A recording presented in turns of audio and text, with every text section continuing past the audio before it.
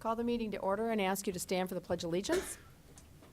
Allegiance to the flag of the United States of America and to the republic for which it stands, one nation under God, indivisible, with liberty and justice for all. Good morning and welcome to the April 3rd County Commission meeting. I'd remind you to silence your cell phones. The meeting documents are on the end of the counter in the white folder. And if you need a listening device, Craig is here in the front and he can help you with that. That will move on to routine business. Item number 1 is consider a motion to approve the agenda. So move. A motion and a second. All those in favor say aye. Aye. Those opposed, same sign. Motion passes unanimously. Item number 2 is approve the commission meeting minutes from March 27th, 2018. All those in favor? So move. Second.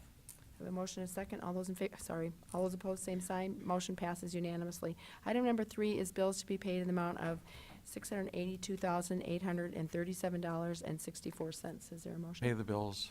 Second. We have a motion and a second. Any comments? Madam Chair, Commissioner a Barth? couple of bills of note today. We have $188,000 going to Metro Communications 911.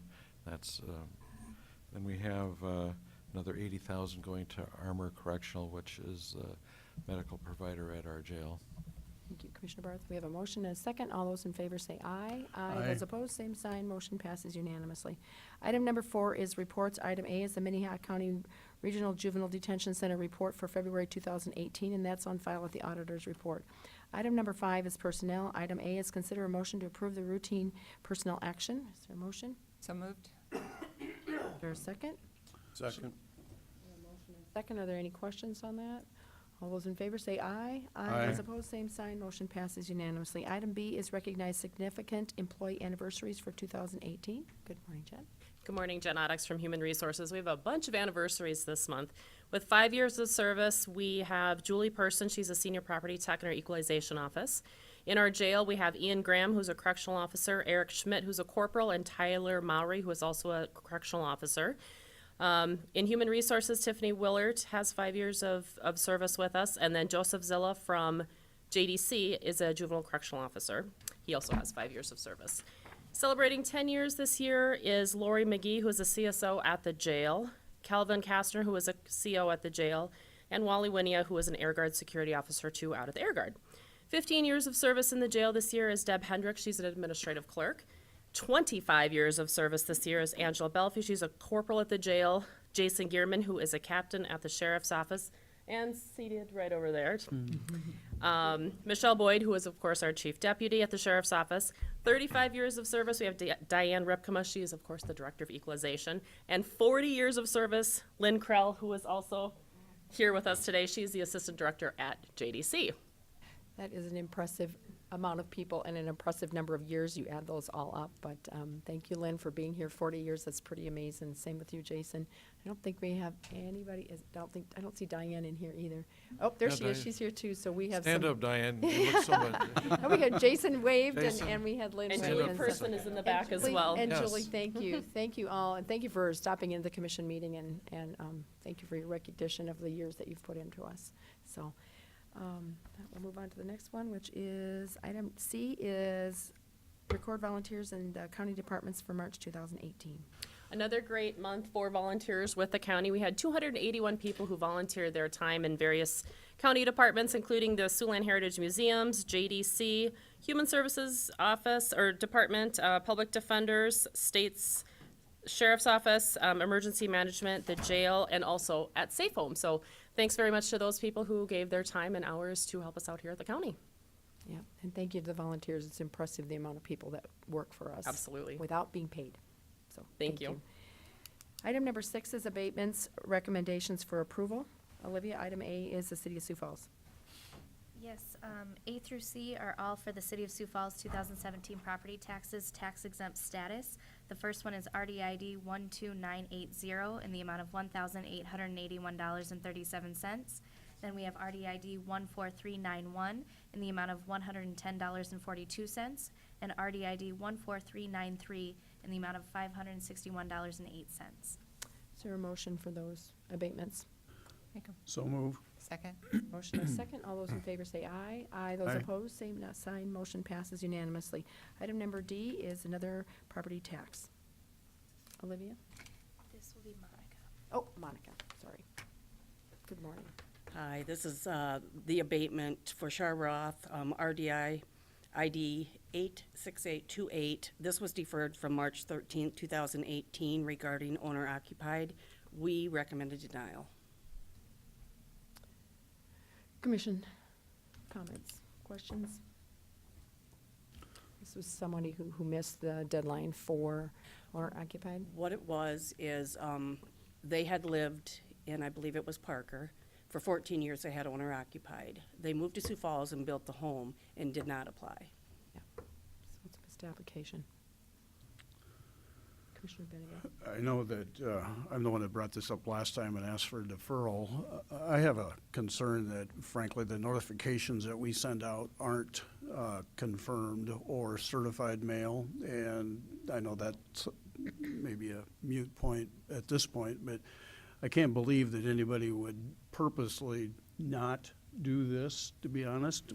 There's no benefit to not filling out the form correctly. And because the fact that I have some concerns about the delivery process and the fact that I don't see any reason why anybody would not do an owner-occupied status. If we don't have an application, we have to I understand that. deny it. So I'm not going to support your denial. Is that a motion? Waiting make for a a few comment? more comments. Okay. Yeah, I would just like to state, we receive about 4,000 applications every year. And we, into January, beginning of February, we do send out reminders. This year, we sent out 1,100. So if we did do it by certified mail, it would be very costly. I agree with you.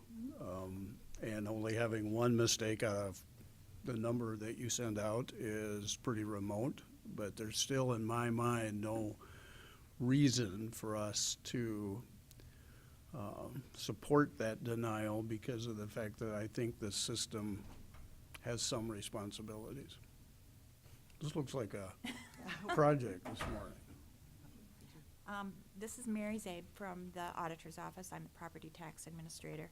And as I was thinking of this last night, I was recalled the fact that the Equalization Office does send out equalization notices beginning of every year, and that's everyone's notification so that they know what their value and what their property is going to be classed at. Is that correct?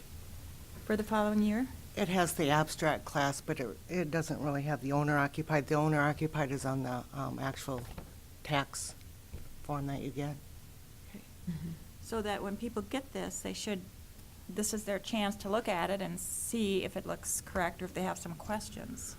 And I would bet if I surveyed everybody in this room and asked them if they saw an owner-occupied status, because I know there's one person for sure that doesn't. I look at the total, and that's it.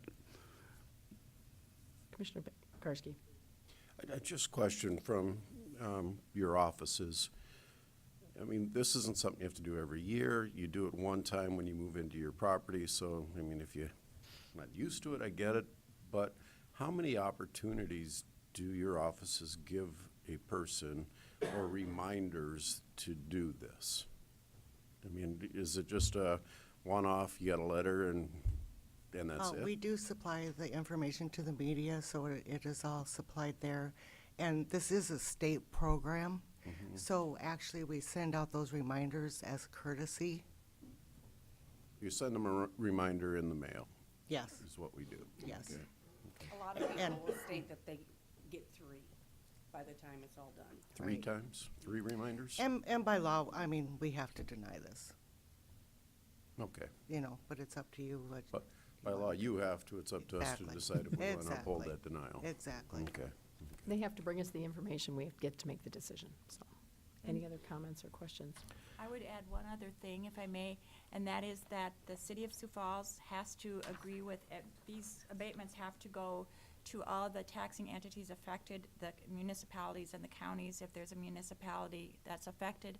This one has gone to the city of Sioux Falls, so they have agreed concurred with the denial of the equalization office. So now if you go against the two denials, I believe the state's attorney could address this, that it has to go back to the city. That's correct. So That's if you correct. deny, if you go against the denial that has been recommended, it goes back to the city. That's correct. So it gets to be a process. Still give me one reason why someone would not check an owner-occupied status. Like I said, by law, we have to deny That this. besides Whatever- by law. Whatever you want to do is up to you. I've figured that out, but the other piece of it, sending it to the media, I don't think there's that many people that pay hope there's not too many of them here, that pay attention to all the things that they get by newspaper and minutes and all those kinds of things, because Right. It's also done at closing time. I And understand. this is a unique case where they purchased the land, then they built their own house, so, Yep. you know, maybe they didn't go through a title company. That's possible. Commissioner Barth, Commissioner Bender. I am going to support providing grace to these folks because for the reason that you just stated, that I think that nobody who was processing and thinking about this would choose not to. It's just free money, basically. But at the same time, I Right. do think that you guys have provided a good case that we are trying. You know, arguably, I mean, most of the time, ignorance of the law is no excuse. And so I don't want this to be some kind of free-for-all out there that people think that they don't have to do what they're supposed to do because we're just going to provide forgiveness all the time. But this is, you know, you don't bring these very often. This is some unique circumstances. And, you know, for that reason, I mean, in this day and age, you can provide unlimited information, and sometimes that is the problem itself, that there's so much Right. information that people choose not to look at any of it because it gets so overwhelming. But in this particular situation, I would support granting the abatement. I just want to make, I'm sorry. No, go ahead. One more comment. I'm not blaming you for the process or the law or any of that. I just don't see any reason why someone would not do it. And frankly, if we can enhance the process, fine. But if we can't, if it's too expensive, I understand that too, if we only got one. But I still am not going to be able to support your recommendation. Well, I do support the recommendation, and I'll say that I've seen this happen before, and it was previously also people that built their own home. Now, they may know a lot about plumbing, and they may know a lot about electrical wiring. These people previously had a homeowner's exemption down in Turner County. The fact that they didn't work with a contractor who would remind them of this, didn't work with a realtor who would remind them of this, didn't work with a title company that would remind them of this, they knew all about it. They knew all about it, except they didn't. And now they're asking us to forgive them some thousands of dollars. I say, you know, it's amateur hour, and yet these people had the information and chose not to do it. And like I said, I've seen it happen a couple of times, and it's been people that built their own homes. I support the rejection. I'm going to support to give them a pass and give grace, and for the same reasons that have been stated. And I'm quite surprised that we've had this much discussion on this project. It is $2,300, which is a huge amount of money in our budget, but I agree. Sorry, people forget, and people don't understand, and it's a one-time thing you do in your life when you move in your house. And I've forgotten things in the past, too. Any comments from Karski? Otherwise, we will vote, and we will make a motion and vote. Made my comments last time, so. Okay. Now we're voting. We need to have a motion first, so. Okay. I would make a motion to defeat the denial. I'll second it. Motion in a second. All those in favor say aye. Aye. Those opposed? Aye. Passes 3-2.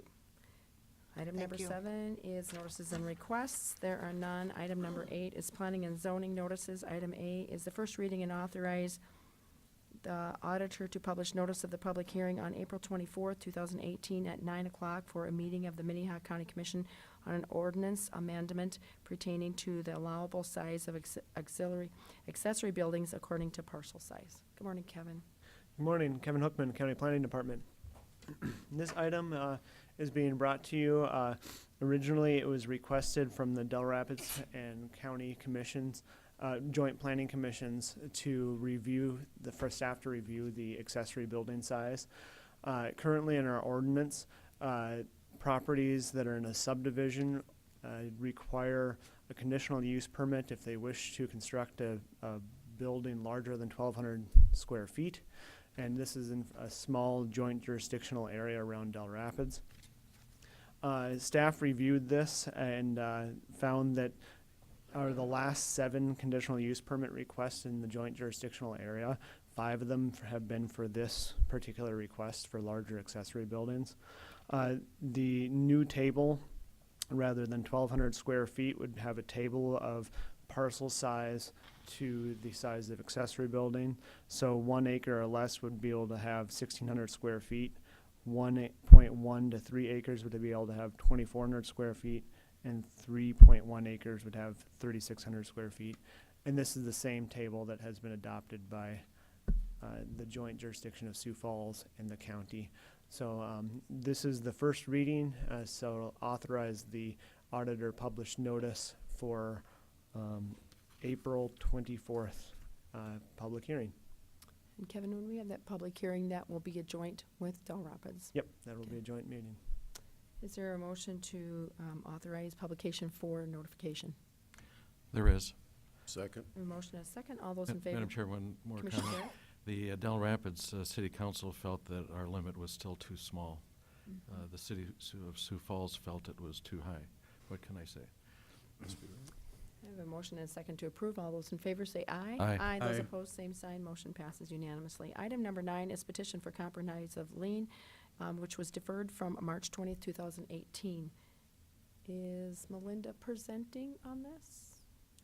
Who is presenting on this? Carol, who's presenting I on think this? I can hear Melinda on the telephone, and Yeah. so she may be delayed just Yep. slightly. So this is DPNO number 76366 in the amount of, oh, we can have the state's attorney's office address it for us, Carol.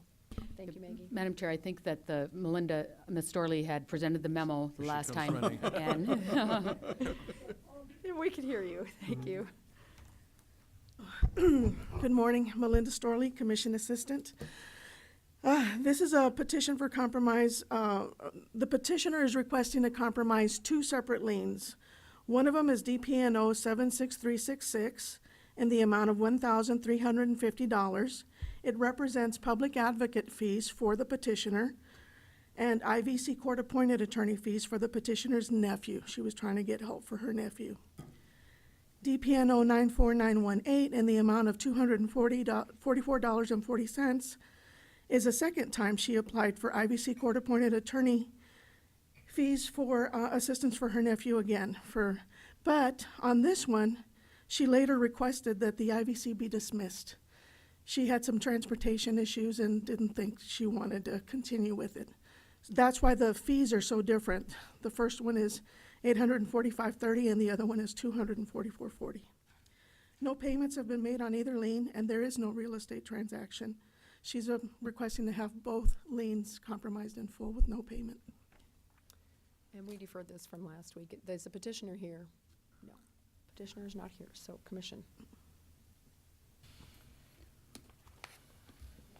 Well, I think I had to have the minutes printed because I remembered we had some conversation on this, and I was trying to remember exactly what had happened. But ultimately, we had asked to defer it because we were looking for some guidance from the state's attorney's office about exactly when IVC costs can be assessed against the person requesting the IVC, and I was wondering if the state's attorney would just give some update on that. Madam Chair. Yes. Thank you, Madam Chair. And the Commission's has the 2 statutes in their possession. The first, DPNO 76366, is 2 different applicable statutes. The Public Defender 50480 under 23A 4014, which provides that the board can enforce, foreclose, satisfy, compromise, settle, subordinate, release, or otherwise dispose of the lien. So that's the portion that are the court-appointed attorney's fees. And then under the IVC statute 84530, which was the roadblock 3 weeks ago, is under 3420A70.1, and that provides that the county must be reimbursed for the expense by the petitioner, the applicant here, as long as the petitioner is a family member and is financially able to do so. So 2 different standards under that first DPNO, depending on public defender, IVC court-appointed attorney. And then under the second one, which is number 94918, that's all IVC. So the applicable statute is the 3420A70.1, which states again that the county shall be reimbursed for the expense by the petitioner if the petitioner is a family member and is financially able to do so.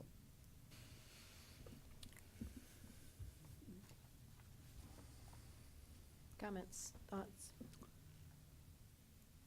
Commissioner Benega? These are always tough because when you look at it and you have an adult that's making a referral to try to help somebody out and then they get stuck with the bill, I have a problem with that, first of all. And then secondly, when you go through the application process and look at the financial status of the person who did this, there's no way that they can afford any payment, frankly. So I'm going to make a recommendation that we settle this with no reimbursement. Both of them. Correct. Additional comments? Commissioner Bender? Well, first of all, I think there's only $1,089.70 were related to the IVCs. Right. So, I mean, I'm not sure that, even if I go along with the logic about releasing the IVCs, I don't think we should release the other portion, which I believe was the person's individual, was costs of attorneys for that person individually. I agree. I was just talking about the IVCs. I'm sorry. Oh, okay. I just wanted to clarify that then. Thank you. I didn't clarify it very well. Additional comments? Commissioner Bender? You're still thinking? Oh, no, I mean, I have historically been of the opinion, because I thought that IVCs were only assessed against parents. And, I mean, I do think parents have responsibilities for their children, and there are a lot of costs that go along with raising kids. And so I have always voted to leave the IVCs in place for parents. But this was new information to me, and here we've got what really amounts to a pretty distant relative, which arguably is no different than the argument that Commissioner Barth makes frequently on this, that, somebody, a friend, shouldn't get off any easier than a parent. And with this new information, I really have to agree with that argument that it's, and specifically when the statute says that they have to be financially able, and there's really, given this information, there's no way a reasonable person could say that this person was financially able. So I would support releasing the $1,089.70 related to the IVC costs and leave the remainder on the individual applicant. I would second that as a motion. Do we need them by, I'm sorry, DP, no, we do not. we do not, okay, No, not we by can make the DPNO. motion how we want it, and they'll figure it out, and it'll be in the resolution as to how it works. So I have a motion and a second to release the amount of $1,089, which represents the IVC costs. And a motion and a second, and then leave the remaining costs against the applicant. So for those who are not aware, IVC is involuntary commitment. And we talk in acronyms all the time, which sometimes is confusing. And the other thing is that if you looked at the petition, you would see this person doesn't have any money, is barely scraping by. We don't require people to pay off or we're going to come after you. We just expect you to try to make payments. And if you made $5 payment every 2 months or 3 months, we would be really happy. And so we don't come after you and beat your door down. Is the applicant here? Commissioner Bart? Is the applicant here? No, Okay. no, the applicant is not here. So I have a motion and a second. Is there any additional comments? All those in favor say aye. Aye. Those opposed, same sign. Motion passes unanimously. Now we have the opportunity for public comment. If there's anyone, thank you, Melinda, anyone who would like to speak about something that is not on our agenda for today. And I'm not seeing anyone moving. So, oh, I am see somebody moving. If you would just give your name and your address for the record, and good morning. Hi, I am Stephen Siano. I can get mail at the banquet. And I have been in the area since 2002. I am a targeted, blacklisted, disabled veteran. And I've suffered at the hands of the local VA here with what amounts to a covert attempt on to cause my death through prolonged deprivation of my needs. I have given up, although I've been still in touch with the present directors of the VA regional office and hospital. I have also been addressing the city council on a somewhat regular basis as I am physically able. I was disabled in '78 as a result of an attack on me in the military for my beliefs. I was disabled with PTSD, and it's been covered up ever since. And my disability claim involves what could amount to whistleblowing, because you got to expose what happened to me in the military. And they don't like that in the culture of the military and the VA as well. And they've made up labels. People in and out of the VA have been part of it. I have reported it to the local police now, and I'm trying to get people prosecuted. I don't know what role this body may have. If there's any supervisory authority you may have over city entities, but I have asked of the mayor and city council that they provide some oversight over the clinic, the medical clinic where I'm receiving medical care now, because it's been unavailable covertly through the VA. And I'm trying to get the VA to pay for it, and I'm trying to get city attorneys who claim they just cover, as is the case. Well,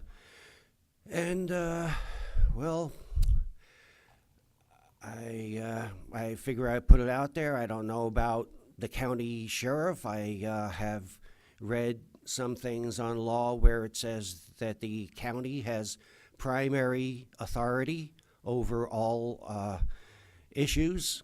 So maybe it's best that I present it here and offer any kind of response you might offer to this. There's been people dying associated with VA as well as mental health. I repeat again that my primary disability since '78 has been documented. They know it. They have known it since 2004 here, and they've been covering it up as PTSD since '78. So I am hopeful, and it's probably certainly not, unless I die tomorrow, it's not going to be the last time you'll hear from me or about me. Thank you. Mr. Siano, thank you for your service to our country. We appreciate what you've done for us. We do have a Veterans Service Courts office here in Minnehaha County, and our staff could get you in contact with them to help you work through some of the stuff that the county can help you with. I have tried, and certainly if you direct me that way, I will try again. However, it was futile in the past. Thank you. Thank you. Is there anyone else that would like to speak about public comment at this time? All right, with that, we will move on to regular business. Item number 10 is a public hearing to consider the transfer of the retail on-off sales wine license application by Wildwater West. Olivia. Yes, as you stated, this is a public hearing to consider the transfer of a retail on-off sale wine license application by Wildwater West. A couple weeks ago, we did their malt beverage license due to ordinance MC 16-151-17 and conditional use permit number 18-01. We need to add a portion onto their legal description so that they can use the entirety of their business. Okay, this is a public hearing. Is there anyone that would like to speak in support of this? Is there anybody from Wildwater West that would like to speak? I don't think Okay. Fran was able to make it. Okay, is there anyone who wants to speak against this? Okay, seeing no one, I would look for a decision from the commission. I'll make a motion to approve. Second? I have a motion and a second. All those in favor say aye. Aye. Those opposed, same sign. Motion passes unanimously. Item number 11 is consider a motion to issue a proclamation for the Compass Center recognition April 2018 as Sexual Assault Awareness Month. Good morning. Good morning, Commissioners. Michelle Markgraf, Executive Director from the Compass Center here in Sioux Falls.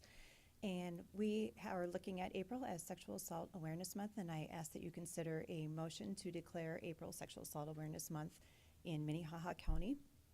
I have a declaration here to read. It is, whereas sexual violence is widespread and impacts every person in this community, creating the need for public awareness and prevention education. Whereas rape, sexual assault, and sexual harassment harm our community, and statistics show 1 in 5 women and 1 in 67 men will be raped at some point in their lives. Whereas child sexual abuse prevention must be a priority to confront the reality that 1 in 6 boys and 1 in 4 girls will experience sexual assault before age 18. Whereas on campuses, 1 in 5 women and 1 in 16 men are sexually assaulted during their time in college. Whereas sexual assault affects every person in Minnehaha County, either as a survivor of sexual assault or as a family member, significant other, friend, neighbor, or coworker. Whereas the citizens of Minnehaha County have the power to make a change in these statistics by using their voice to stop sexual violence before it happens and to promote safety, respect, and equality. Whereas individuals can embrace their voices to show their support for survivors, stand up to victim blaming, shut down rape jokes, correct harmful misconceptions, promote everyday consent, and practice healthy communication with kids. Whereas the voices of survivors offer us important insights into the personal pain and loss that victims endure, and are voices that deserve our county's attention and respect. Whereas wearing a teal ribbon will represent support against sexual violence. I ask you to declare that this is Sexual Assault Awareness Month, April 2018. Thank you. Any questions, comments? I would like to also say that the Compass Center is one of our nonprofits that does a lot of very good work in our county, and Minnehaha County does support them, and it's very much needed. And I think our sheriff has a few comments that he would like to add, and I would appreciate that. Thank you. Morning, Commissioners. I just wanted to point out I have 2 of my detectives here. I have Jason Gearman, the captain of investigations, and also Travis Stoffaker, a detective specifically works domestic violence cases and sexual assault cases. And I just want to support this motion and the resolution. Michelle does a great job. The Compass Center is a tremendous asset to people who are victimized in our community. I'm one of those who worked in the environment before we had someone like the Compass Center, and I can't. It's a difference between night and day. And so I just wanted to let you know that the sheriff and my officers support this 100% and appreciate everything that Compass Center does. Yeah. Thank you, Sheriff. Any other comments? Oh, we also have our state's attorney's office here.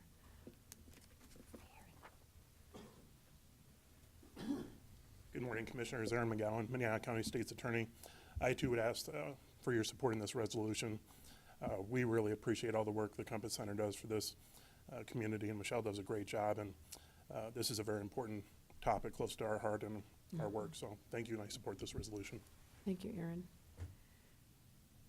Comments from the commission? Resolution, Commissioner Barrett? Well, this is one of the organizations that we, during budget hearings, always wish we could scrape up some more to help them. At the same time, the sheriff pointed out an interesting thing, which is that this is something that without the Compass Center, the county would have to have a county department to do this. We would have to have a staff, a director.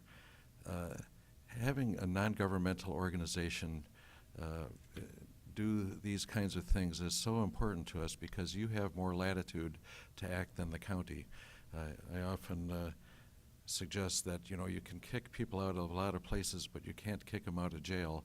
And a non-governmental organization has a little bit more latitude, a little bit more bite sometimes, I think. And I know that you have a great record as far as, I think, recidivism amongst offenders that you work with. And I guess I'm willing to listen to more about what you guys might be doing on a statewide basis or outside of, what's going on in other areas. Look for a motion for this proclamation, and this is for Sexual Assault Awareness Month. We are trying to make the community aware of what is going on in our community and that we are trying to help, and so it's about awareness. Is there a motion? I will make a motion. Second. Motion second. Additional comments? All those in favor say aye. Aye. All those opposed, same sign. Motion passes unanimously. Thank you, Michelle. Thank you. That will go on to item number 12 is authorize the chairman to sign easements assigned with the city of Sioux Falls for access to county property. Good morning, Craig. Good morning, Craig Dewey, Commission Office. As it is getting to be spring, the city is starting on a number of construction projects on different roadways in Sioux Falls. And there's a project that will run along Madison Street as well as North Louise Avenue, which is right next door to the fairgrounds. So it will impact the fairgrounds as far as different events that they are able to hold. And in fact, the fair wants to be a good partner in this process. However, they have indicated that they have also lost some events that could be held at the fairgrounds due to some disruption because of the construction that will run along Madison Street and North Louise Avenue. As I stated, the county and the fair wants to be a good partner in this process. We understand that it needs to move forward, and so in that process, excuse me, there are a few easements that the commission needs to consider offering. One easement, the first one, is for a permanent sidewalk utility easement, and this easement would be at the northeastern corner of the intersection of Madison Street and North Louise Avenue. The second easement under consideration, given that section of Madison Avenue will be shut down, Concrete Materials is immediately to the east as well as to the north of the fairgrounds, and they need a route to get some of their heavy-duty trucks in and out of their property. And so what has been proposed is a construction easement that would allow for a temporary path to be created across part of fairground land. As part of that easement, a fence would also be set up in order to keep traffic from going out into a area under construction. And then once construction would be completed on Madison Street and Louise Avenue, the easement would require the city to reseed the grass and return it to as close to its original condition as possible before the construction would happen. And then lastly, this is connected but somewhat unrelated to the project of construction on Madison Street and North Louise Avenue. The city would like to expand access to the bike trail. And I learned this having looked into the easements, but part of the fairgrounds includes land on the east side of the river. And so there is an intersection at North Helen Avenue as well as West 3rd Street where the city would like to construct a permanent spur to the bike trail. And the only requirements on the county is that we maintain the area to be free from debris, branches, or so anything that would be blocking access to the bike trail. We do have project engineer Craig Lauritsen with H.R. Green here today, as well as John Osmond with the city, who is an engineer as well, and they would be happy to answer any questions. And I guess the last comment that I would make is certainly of the utmost importance as far as completing the construction is the impact to the fair, and the fair happens every year in August, and so it was critical that we insisted that the construction needs to be done before the fair so that the fair attendance wouldn't be impacted. And so there have been incentives as well as penalties put in place for construction to be targeted for access to the fair to open back up no later than July 25th. Would be happy to answer any other questions as well if you have them. Okay. Are there any questions for Craig or for the engineers? Or we also have a representative from the fair here, so any questions for anyone? Commissioner Barth or Bendigo? We have the engineer who has technical support. Craig Lauritsen with H.R. Green Company. Just for everybody's knowledge, if you're unaware, H.R. Green did the design for the city on this project. In the process of the design, trying to coordinate access for concrete materials, as well as the county's property and the fair, we came up with the temporary access through the property.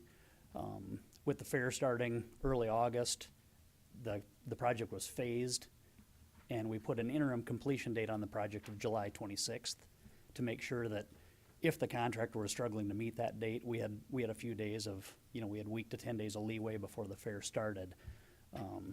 On top of that, the city put a $5,000 a day incentive on the project for a total of 10 days. And per the contractor's schedule he has provided to us, their intent is to get all 10 days of that incentive. So they are pushing for a July 16th completion of that phase that would open Madison Street in its entirety. And then while the fair is happening, the only thing under construction would be Louise Avenue north of Madison Street. Is on the temporary construction easement, if that part of the parking lot is destroyed by deep ruts or whatever, is there a provision in the contract that would make sure that that is restored so that we don't have, because we park there? Yes. Yeah, we're gonna build a temporary road through there, so we'll be bringing in material, gravel, probably some oversized material underneath to build that up to support the trucks and maintain that while that is in use. And then after that use is complete, that will all be restored back to the original conditions. Thank you.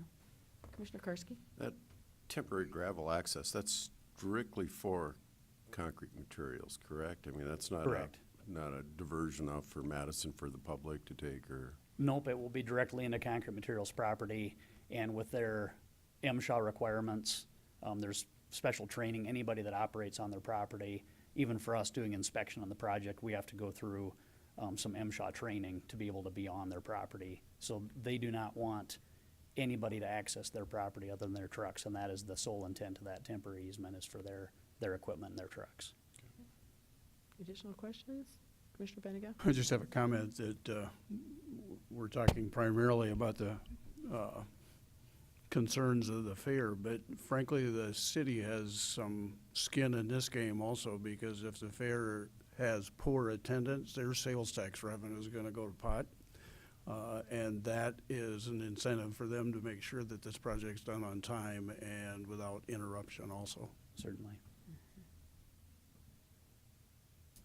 Okay, if there's no additional questions, I'd look for a motion. Move for approval?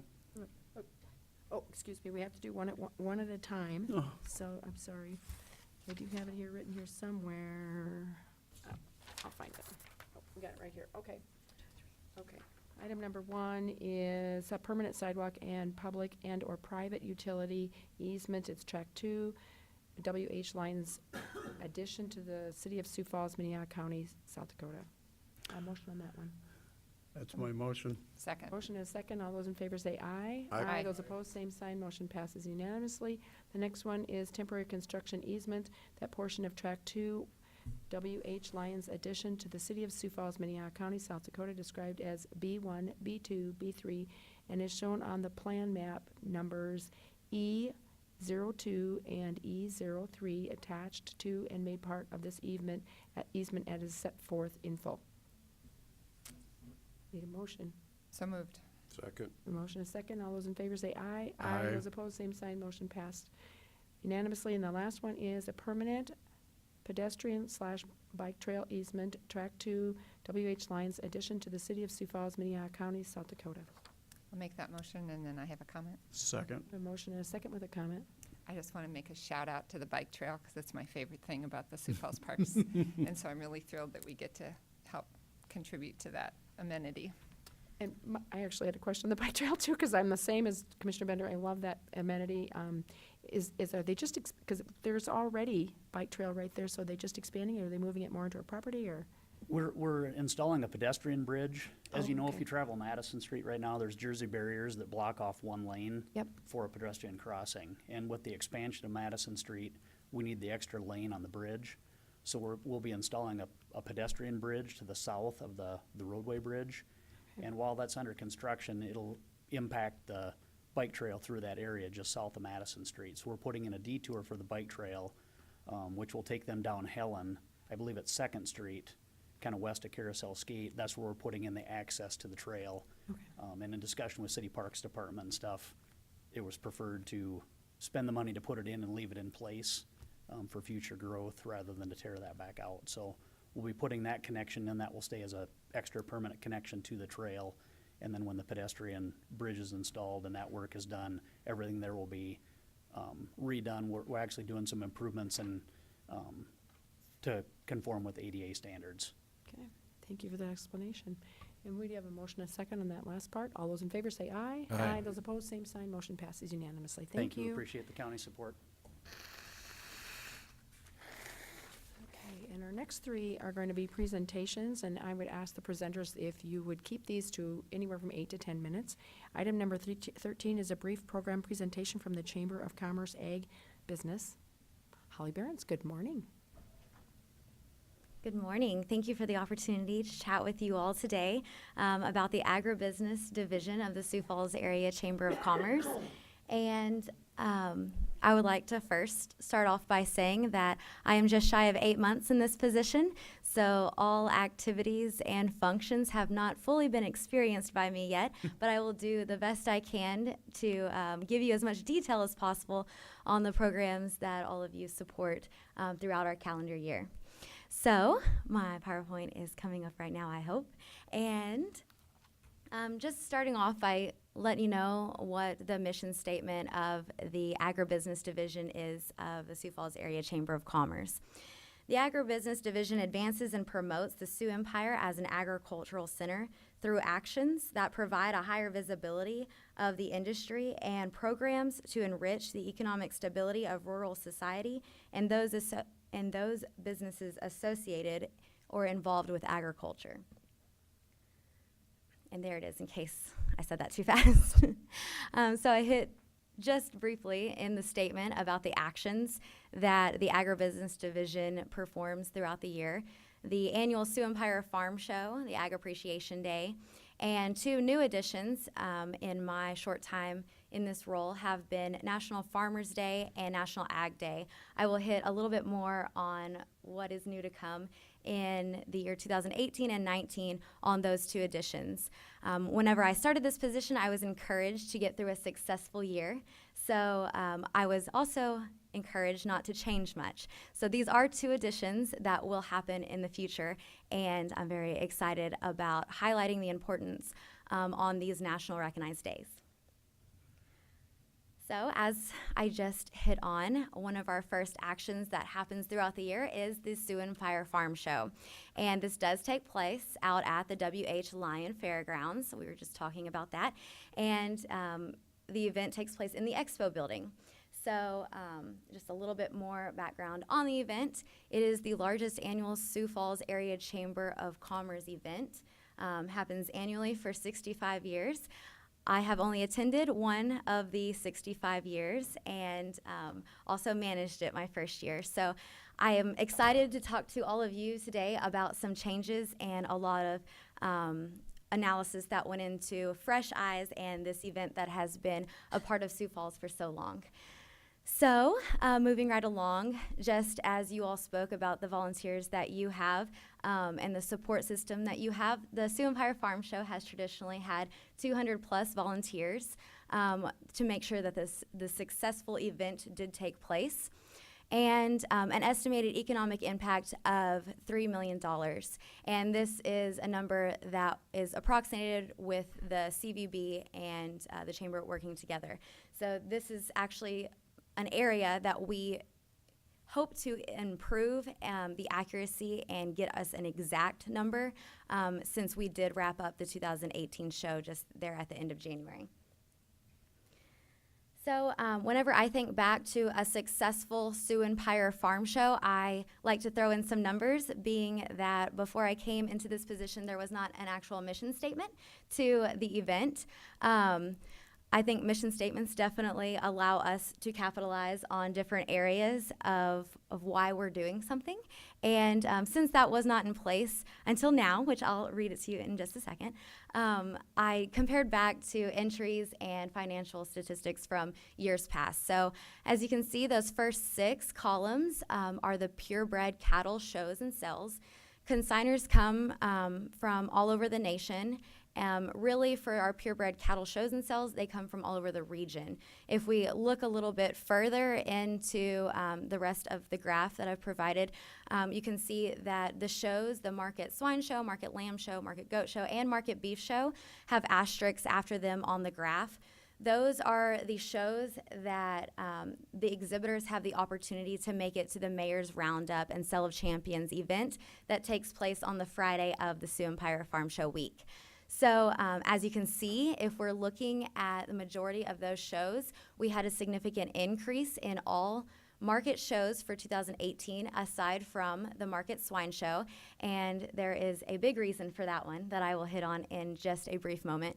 And then rounding up the rest of the columns there, you see that the Breeding Heifer Show was up, and this is actually the record amount of entries that have ever been at the Sioux Empire Farm Show, at least as far as I could date back. So that's some exciting things happening there, and will continue to happen with a lot of enhancement and implements that will happen for 2019.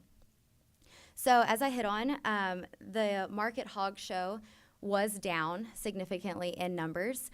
And I know maybe most of you won't remember the snow falling on that Monday of our Sioux Empire Farm Show week like I was. When everyone else had a late into school and a late into work, I was praying that it stopped so that all of my hog show exhibitors could travel to Sioux Falls. And unfortunately, it didn't stop. So just like today, travel was not as beneficial or desirable for most people. And so in turn, our numbers were down.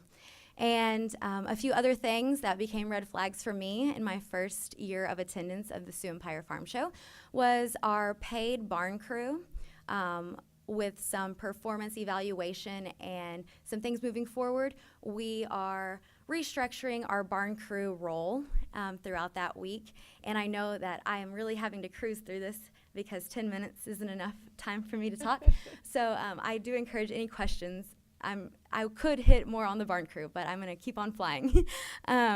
We will have an application and hiring process moving forward in this role to hopefully highlight and best control the duties that were supposed to be there. So for me, it was a negative. Utilities expense increase. We had 3 colder days with stronger winds, and although we definitely appreciated the addition to the ventilation system of the expo building out at the WH Lion Fairgrounds, for us and the time of year, it actually was not able to run throughout the duration of the week because of how cold it was, and it sucked out our heat. So it does do a great job of controlling the dust in the building. However, for us, it did suck up all of our heat, and we had to turn it off. So that was one little part I just wanted to hit on real quick. I've never been to the show before this year, so I'm not really able to say if the dust was any better or not. And the doors, those stayed open too much, and that is a direct reflection of our lack of performance in our barn crew. So the purebred cattle sales were also down now that we've been through a show and a little bit of advantage in the niche market that we have on this side of the state is that we are able to hone in on the smaller production scaled operations. So now that that has been identified, we're going to be able to capitalize on this moving forward.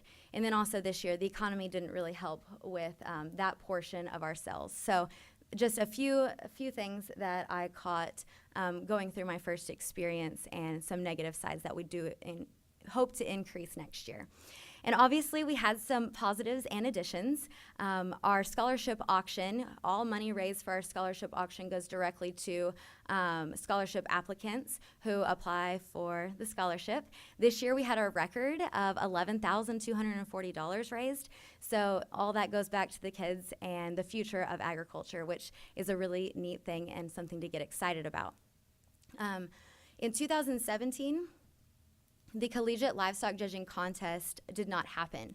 So in 2018, it was a big push for the Collegiate Livestock Judging Contest to come back, and I'm thankful that we did. We brought in $7,400 just on this portion of the event, and we were able to reach we were able to capitalize on regional reach of 19 different national schools coming from Oklahoma and Kansas and all over the nation. It was an exciting thing to see with 244 contestants. So this is something we definitely hope to continue to grow year after year.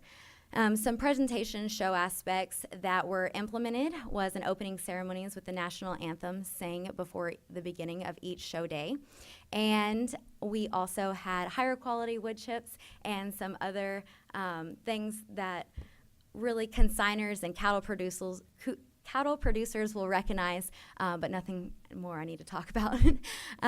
We did enhance our social media interaction this year with a quadruple increase in interaction on our platform, and we were able to do a lot of live feed throughout the duration of the show and leading up to the show. So it really was allowed us to connect with our exhibitors and everyone traveling to Sioux Falls. And it also helps on the side of where we need to be improved. We had a lot of comments on what we need to do better, so it's definitely helpful in that area as well. And for the first time, we had merchandise that was available to all of our exhibitors that traveled to Sioux Falls. A little bit of budget talk. I really need to hustle, I know, so I'm going to just hit on a few things. Overall, the Sioux Empire Farm Show 2018 brought in $232,969 roughly. Our expenses were a little above that at $235,849 with a little over $2,000 in the red. So two specific topics I wanted to bring up was the commercial exhibit space and trade show space. I will be talking about that whenever I talk about the future of the Sioux Empire Farm Show. So we do pay a third party, or traditionally we have paid a third party to run the trade show space of the Sioux Empire Farm Show week. And so moving forward, we are evaluating this, and we do believe we can bring it internally and be able to capitalize on some educational aspects.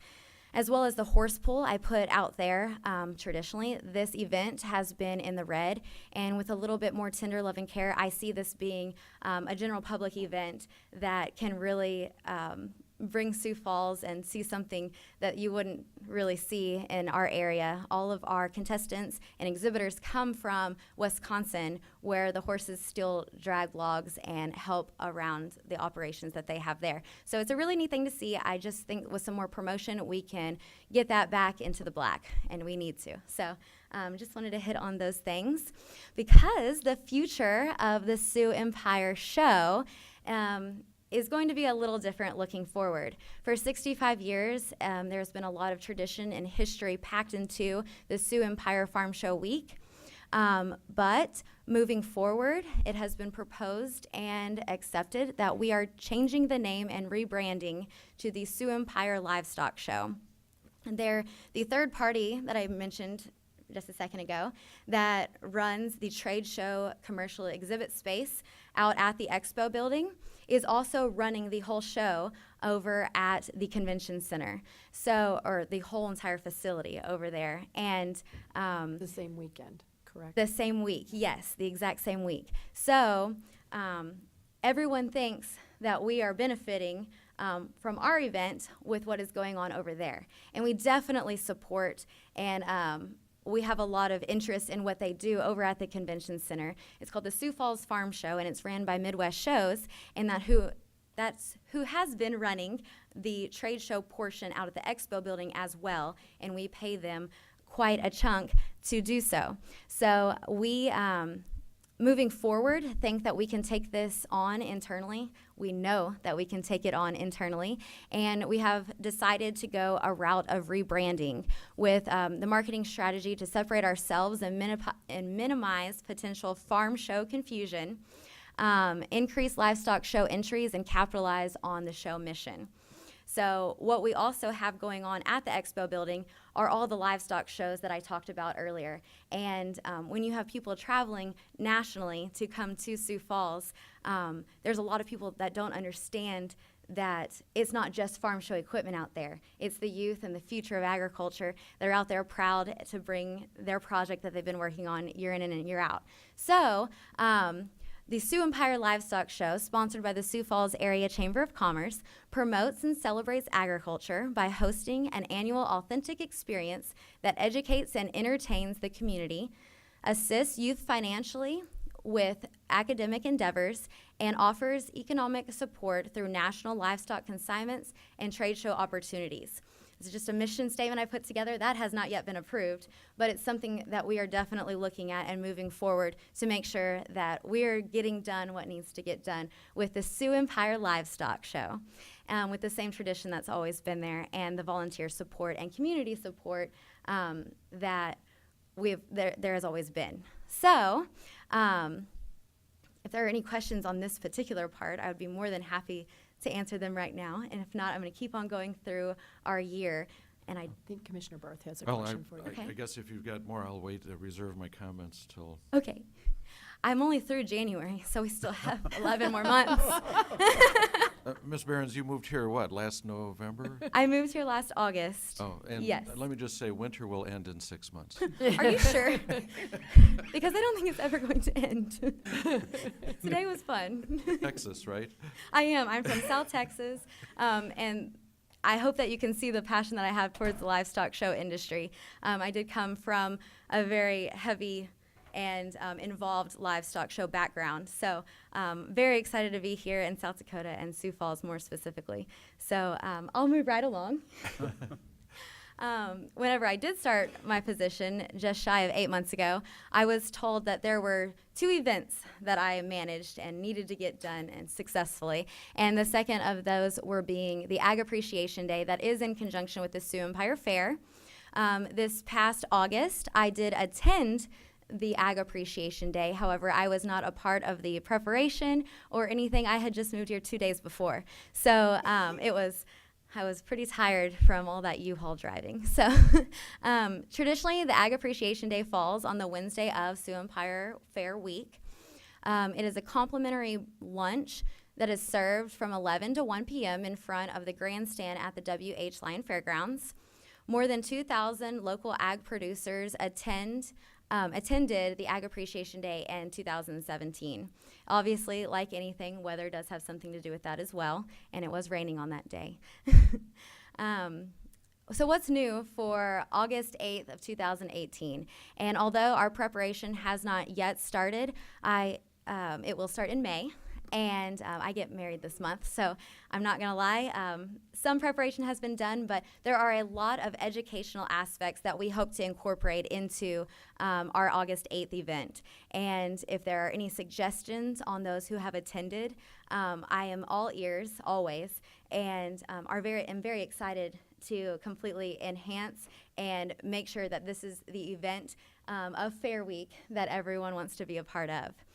So, earlier, I mentioned 2 small things about how I have lived through October here and now March. So 2 days that I do see us having events or partnering to make sure that the appreciation of the ag community is there is National Farmers Day, which is October 12th annually, and this year it is a Friday. So we have talked to a few partners about what we can do just to make sure that our farmers that clothe and feed us daily are feeling appreciated. And then in turn, National Ag Day is another one that we really need to hone in on. So in addition to all of the events and functions that I had just mentioned, while we love to advance and promote the ag industry, and it stands as our primary goal as a division, all activities and functions of the division serve as opportunities to further agricultural communication and education between the city and ag community.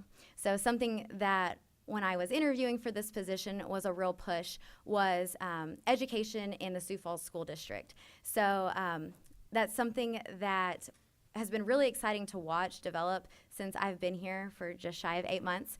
And the Ag in the Classroom campaign that is going on right now with several pilot schools being here in Sioux Falls, along with everything that's going on out at the Stockyards Ag Experience, just shows the history of Sioux Falls and the ag community and why Sioux Falls is what it is today. So, I hope that was 10 minutes. And now if anyone does have any questions or comments, I would be more than happy to try my best to answer them. Commissioner Barth. You know, Ms. Behrens, I met you at St. Patrick's Day, and it was a chilly, wet day then, too. But I really appreciate the enthusiasm you're bringing to this and renewing, you know, the naming, et cetera. I think it'll bring new energy to our operations at the fairgrounds. And, you know, it's not really well-known anywhere, but Minnehaha County is one of the top agricultural counties in South Dakota. And it's certainly part of our heritage and something that I think all of us fully support. And so thank you. It's good to see you and meet you. Thank you so much. It was great meeting you too. That was a fun day. Additional comments? Commissioner. Holly, I just have one other question. Is there going to be any co-mingling, if you will, between what's going on at the fairgrounds and activities with frankly, the Stockyards exhibit that's being developed and built? Yes, definitely. So the Sioux Falls Area Chamber of Commerce Community Appeals campaign for the Stockyards Ag Experience. The drive just ended for the Stockyards Ag Experience. And there is a lot of partnering that is done and will continue to be done with what they have going on out there. That's where I learned the most about the history of the agriculture of not only South Dakota, but Sioux Falls, and really what Sioux Falls is today because of the stockyards out there. So if you really want to know, part of our trade show opportunities that I see taking it over internally are some educational aspects and interactive booth space and seminars and presentations that go on throughout the week there. And one of the partners I do feel like we would like to give the Friday of our show week to the Stockyards Ag Experience to just be able to reiterate the history and how important agriculture is to our city. So, yes, we love them. Yep. One more comment for Holly, and that was I heard Holly's presentation last week at the chamber meeting, and we did talk privately about the ventilation system, and I have talked to Scott, and he will be following up with you at a later date about that. Awesome. And Joe was here representing Scott. Joe Beal from the fairgrounds also, but I got to be on the committee when we were selecting a candidate for this, and I tell you, we had a nationwide search and we had a lot of applicants, and this girl stood out among all of them from the very beginning. And as you can see, I think we've got one of the top people in the world when it comes to agriculture, and we're so excited for her, for what she's not going to do just for our chamber, but what she's helping us with out at the fairgrounds too. She's amazing. Yep. Thank you, Holly. And best wishes on your upcoming wedding. So, okay, we'll move on to item number 14, which is a brief presentation from the Human Services Program update. Carrie, please. You're going to stress that brief, aren't you? Good morning. I'm reading right off the agenda. Carrie Venz with Human Services for the county. So we really were given the opportunity. Each department was given a directive to talk to you a little bit about the services that each department have, and I think I've felt like I've done that many times before, and so our department decided to do it a little bit different this time. So we wanted to really come before you and have an opportunity to talk to you about, yes, our programs, but really talk to you in preparation for the budget season in regards to what challenges we're facing. So that way, as we process our budget for 2019, you know the challenges that we're going to be facing, and that'll be reflected in our budget that we propose.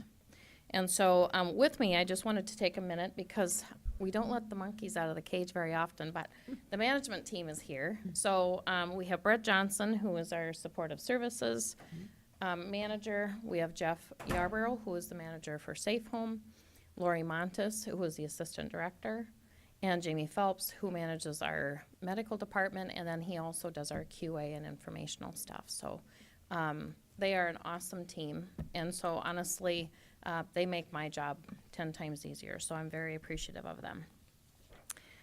So first, okay, where do I go? Can you hit the next, or do I hit the next? There we go. Oop, that's too far. We missed one. How do I go back? Nope, I'm trying the arrow. It's not going back. Well, I'm gonna keep going because I know I only have 10 minutes. We'll get there. So first of all, for emergency services, one of the things that we wanted to do is offer to you the challenges that we face within emergency services. And as you know, emergency services are really at the core of what human services does and provides for our community. That's the services that provide the deposit assistance, rental assistance, utilities, medications, among other things. The challenges that our staff have really faced is that approximately 30% of those that we serve have an illness or an injury with no means to pay for their expenses for over an extended period of time. One of those being rent, their medical costs for the care that they receive, and the medications.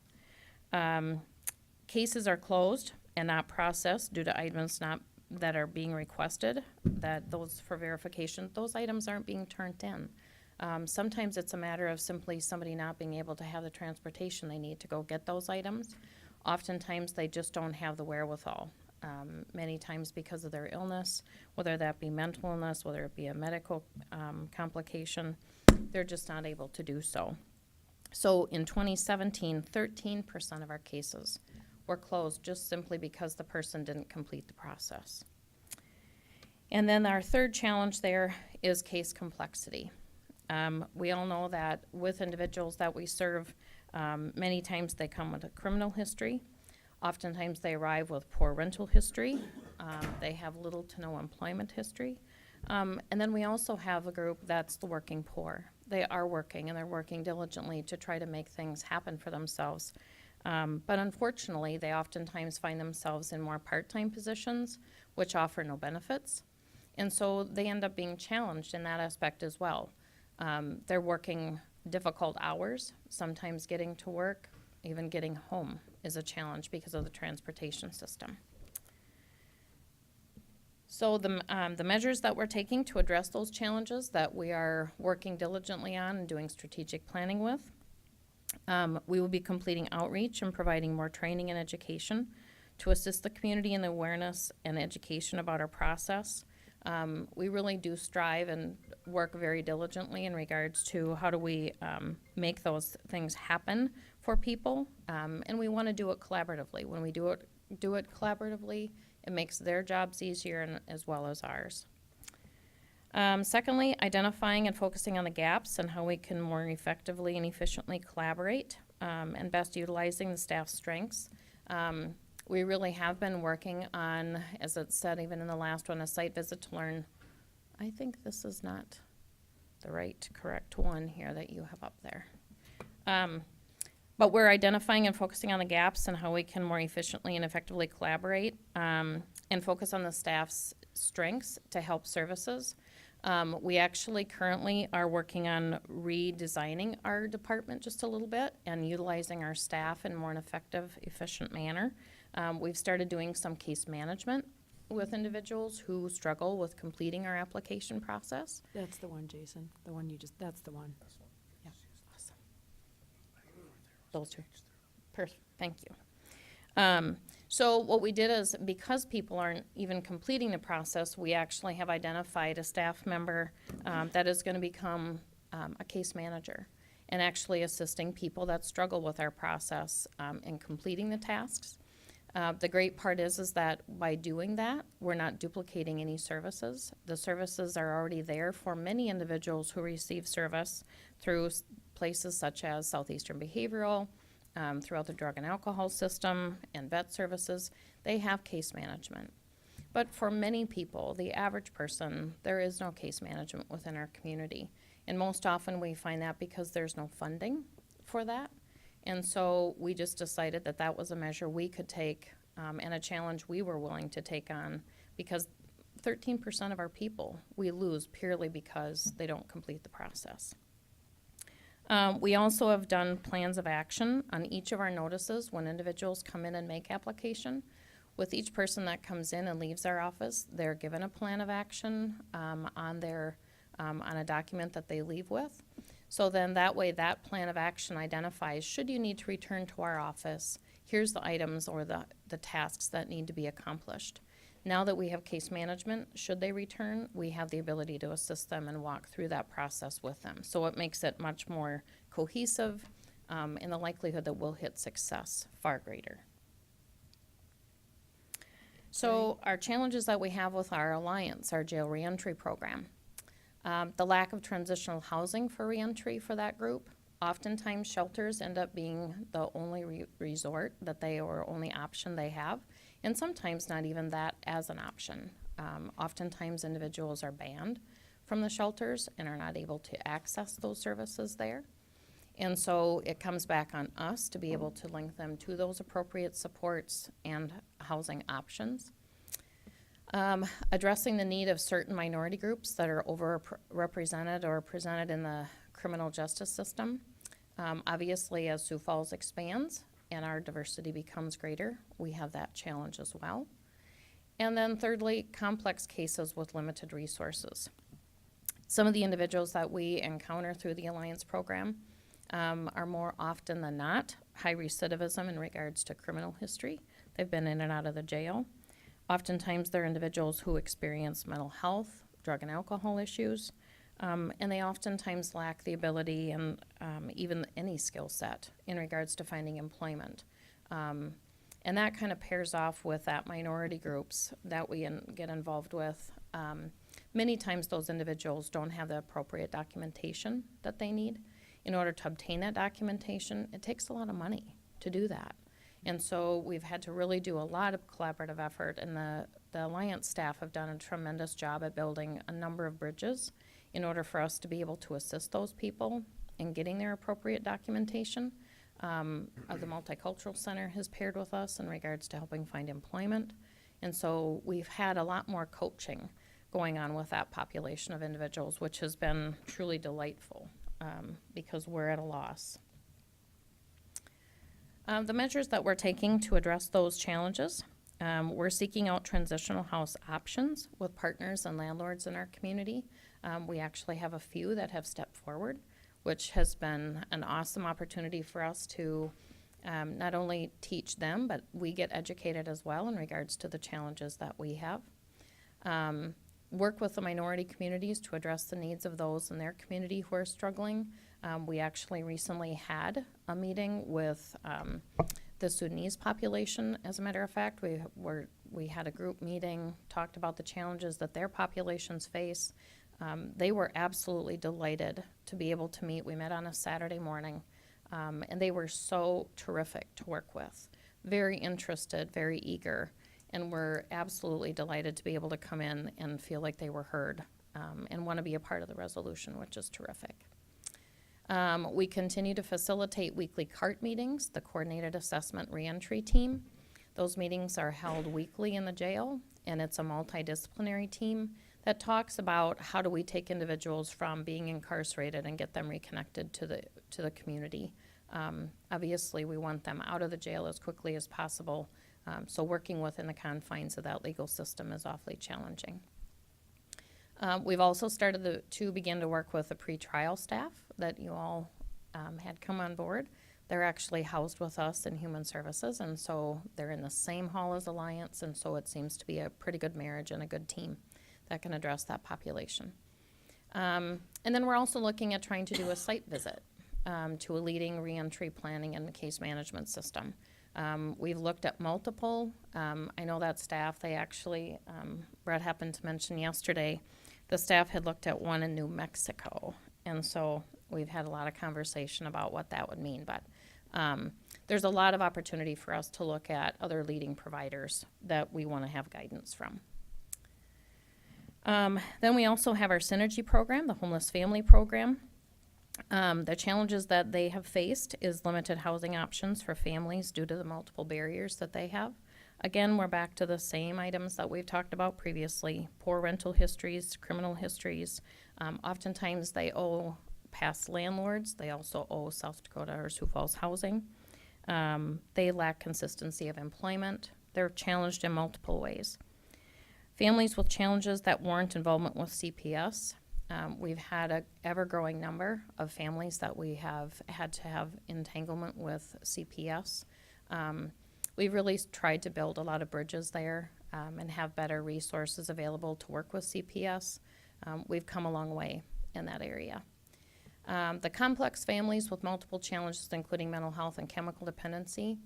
So often we have families that struggle with one or both of those issues. Oftentimes those families have more than one member in their family with that issue. Oftentimes it's including the children that are in that family.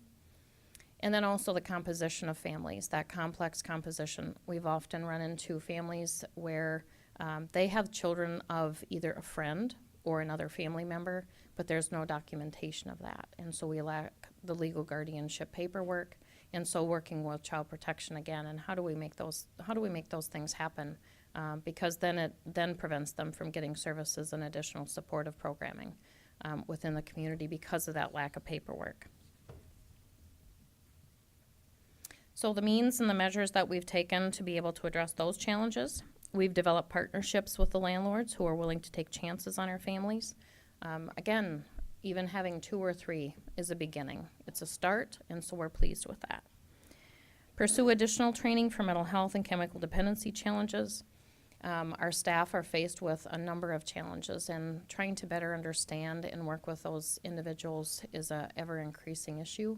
And so we try to keep our staff trained and well aware of what those top priorities are in regards to training.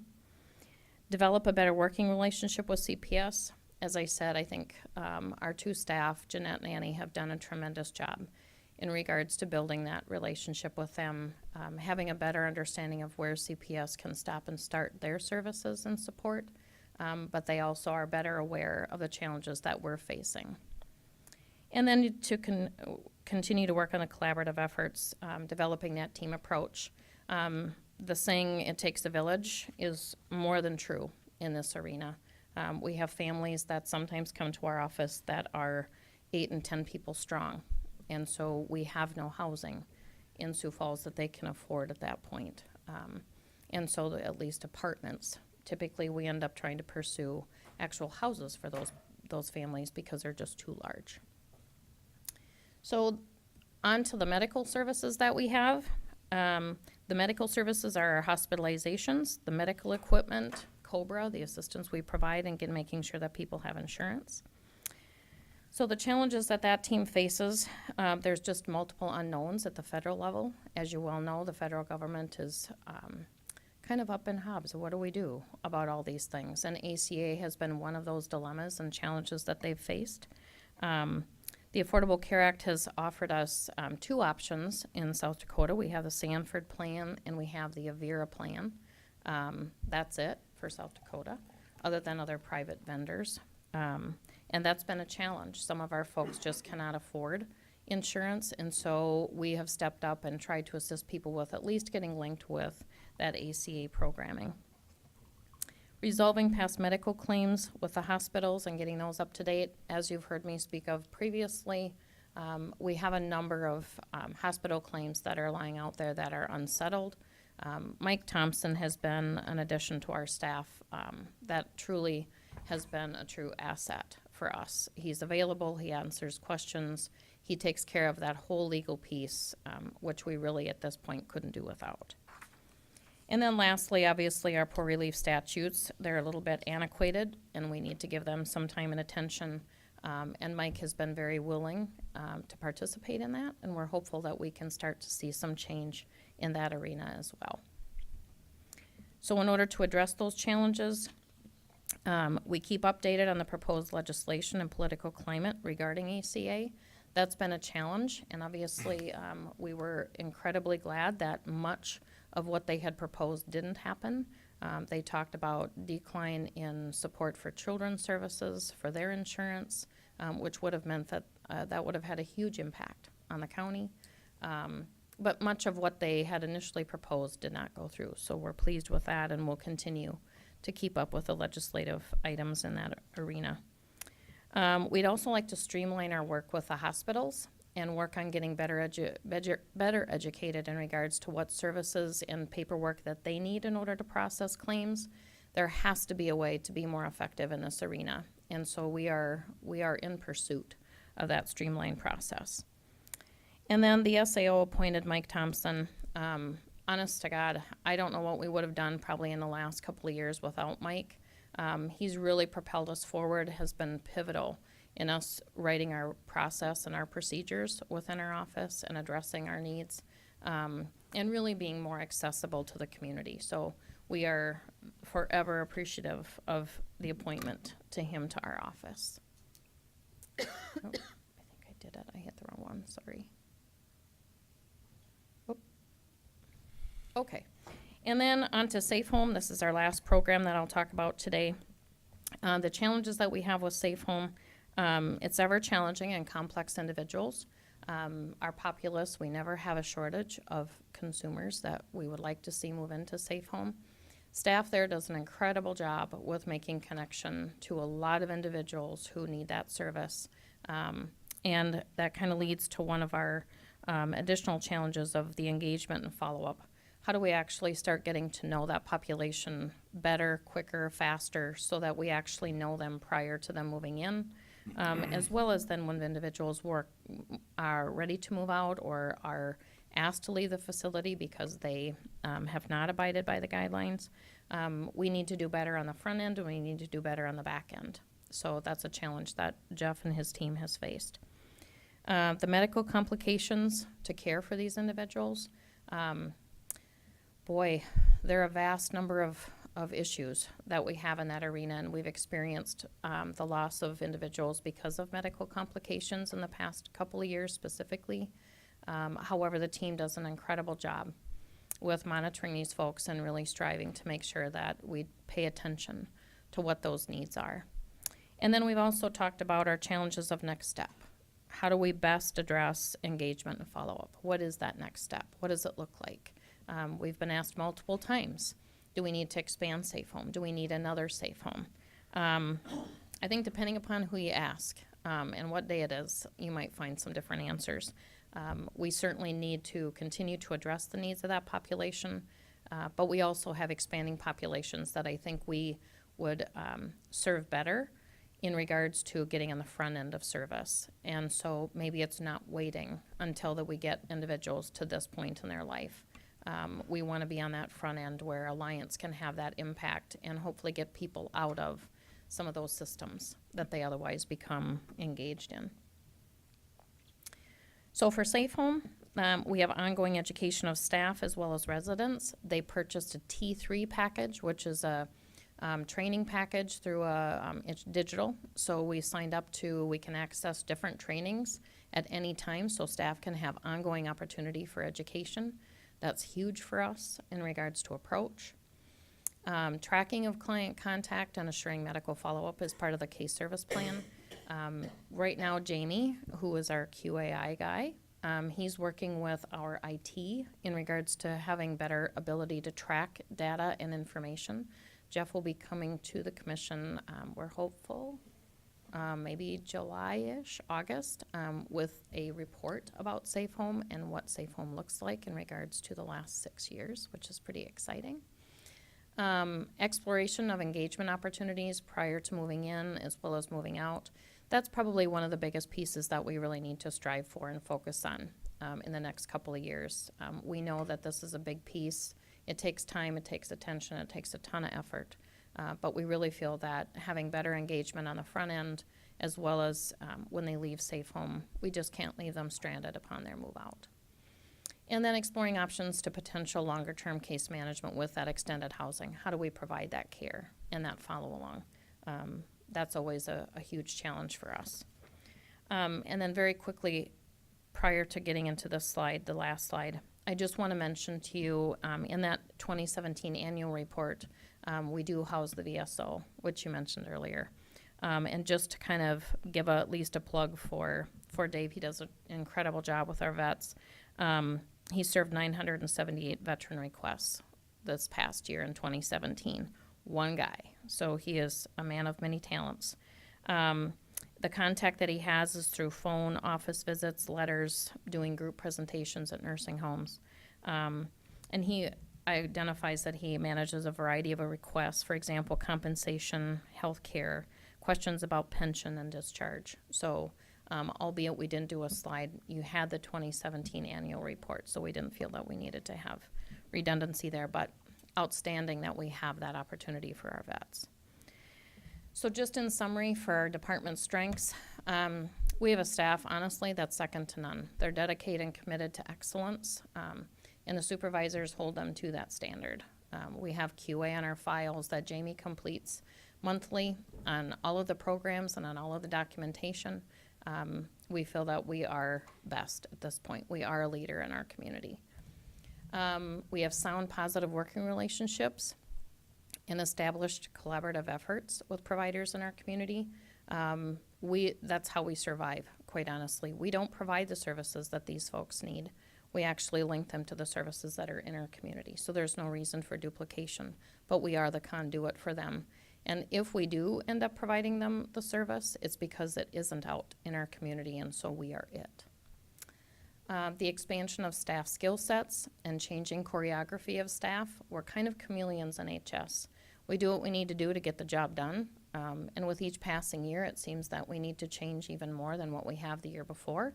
But the great part is the staff is willing to do that, and I think that we have made great accomplishments with those that we serve.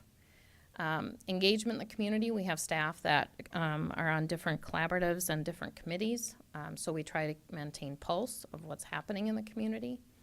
And then obviously we never shy away from a challenge.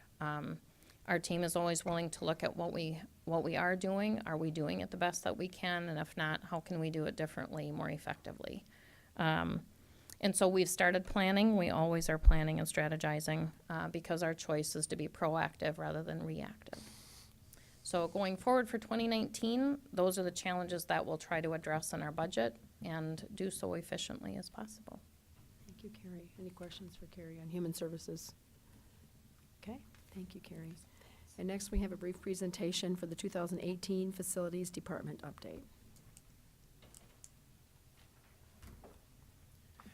Good morning, Commission. Mark Krenz, Director of Facilities. I'm also in front of you today to give you a 2018 department update on programs and services. Okay, so I'd like to start with 2017 project list that we completed last year. We'll start with complex carpet. We replaced carpet in 6 courtrooms in the courthouse last year. Fairgrounds, Brattlwood barn roof, we replaced the roof on that building. The comfort station out at the fairgrounds, we're finished up construction with that. We still got a few minor finishes to do, but it's operational. The fairgrounds expo building, we replaced 6 large exhaust fans on the upper roof of that building. The grandstand, we tuck pointed the exterior of that structure, and then we caulked on the east side where the seating and stairwell are. The shop out at the fairgrounds, we also put a roof on that last year. Health and Human Services fire alarm panel replacement is complete. The jail dormitory shower tile replacement is complete. We removed all of the tile and put epoxy coating in. The jail GBOC expansion, we added 24 additional beds and an officer station. The Juvenile Detention Center, we replaced a boiler in that building. And then the roof repairs and inspections countywide. So we did our inspections and made all the repairs in all the buildings that needed it. So for this year, back to carpet, we're looking at 2nd, 3rd, and 4th floor back hallways to the courthouse. And then we have a little bit down at the Juvenile Detention Center to do. Courthouse security upgrades, we're working at installing 54 additional badge readers. The energy plant boiler head replacement is already installed. We're finishing up the fine tuning on that project. Energy plant chiller repair, repairs have started on that. Fairgrounds, grandstand paint, we're in the process of soliciting quotes. The grandstand railing, the old railing is removed and the new railing is currently being fabricated. The armory roof, that project's out for bid currently and opens next week, April 11th on Wednesday. Asphalt out at the fairgrounds, we're looking at roughly 17,000 square foot of asphalt replacement in the Midway area. Juvenile Detention Center parking lot replacement is currently advertised, and we open bids tomorrow. And also parking lot H construction is advertised, and we open those bids tomorrow along with JDC. Public Defender Annex fire alarm panel replacement, the electrical work has started on that. And as soon as weather cooperates, we'll get back up on the roofs and do those inspections. So some additional applications that we're working towards or are part of are countywide campus parking plan, fairgrounds project list. We're prioritizing and pricing list of repairs out there this year again. The jail expansion project, the museum archive facility project, the master plan study, efficiencies. We are working towards annual order of supplies and parts, continual training on DDC, HVAC controls, and electrical codes. We have incorporated detailed plan maintenance schedules for equipment. LED conversions, we're continually doing them. The last one we did was actually in the Coliseum, the Multicultural Center. There's 20 light fixtures in there, cost us roughly $660 to replace them all, and we'll have an annual savings of just over $1,100 a year. That's based on an 8-hour day. So technology integration, we're continually adding HVAC, DDC controls integration to our current system. The most recent one we did was the JDC HVAC controls. Before we integrated them down here, if they needed a temperature adjustment, we'd have to send somebody down there in a truck, where now we just log onto the system, change it, and we're done. And we're also working towards fire alarm panel integration onto our PCs for more efficiency, and also mobile apps for HVAC electrical equipment on smartphones. So, with that, are there any questions? Any questions for Mark on facilities? We had a brief update in our building meeting too, and so we had an opportunity to ask Mark questions in that meeting. Okay, thanks, Mark. Thank you. Item number 16, consider a recommendation in bid awards and authorize the chairman to sign agreements for various materials from the Highway Department annual materials letting. Bids were opened on March 14th. Good morning, DJ. Good morning, Commissioners. DJ Booth, the Highway Superintendent. This year, our annual materials letting included 5 different proposals, and I'll touch on each one of those, and I don't know if you want to vote on all 5 together or each one individually, probably. I think we're okay with all 5 together. All 5 together? Yeah, Okay. I think so. If we have a question, we'll pull it out. Otherwise, I think we'll just vote one vote. Very good. So we solicited bids and have 5 proposals for this year's annual materials letting. Proposal number 1 was medium curing cutback asphalt, MC70. That's the oil that we put down on the roads before we pave our asphalt patches. We received no bids for the 2nd year in a row on this proposal. It didn't come to as a huge surprise.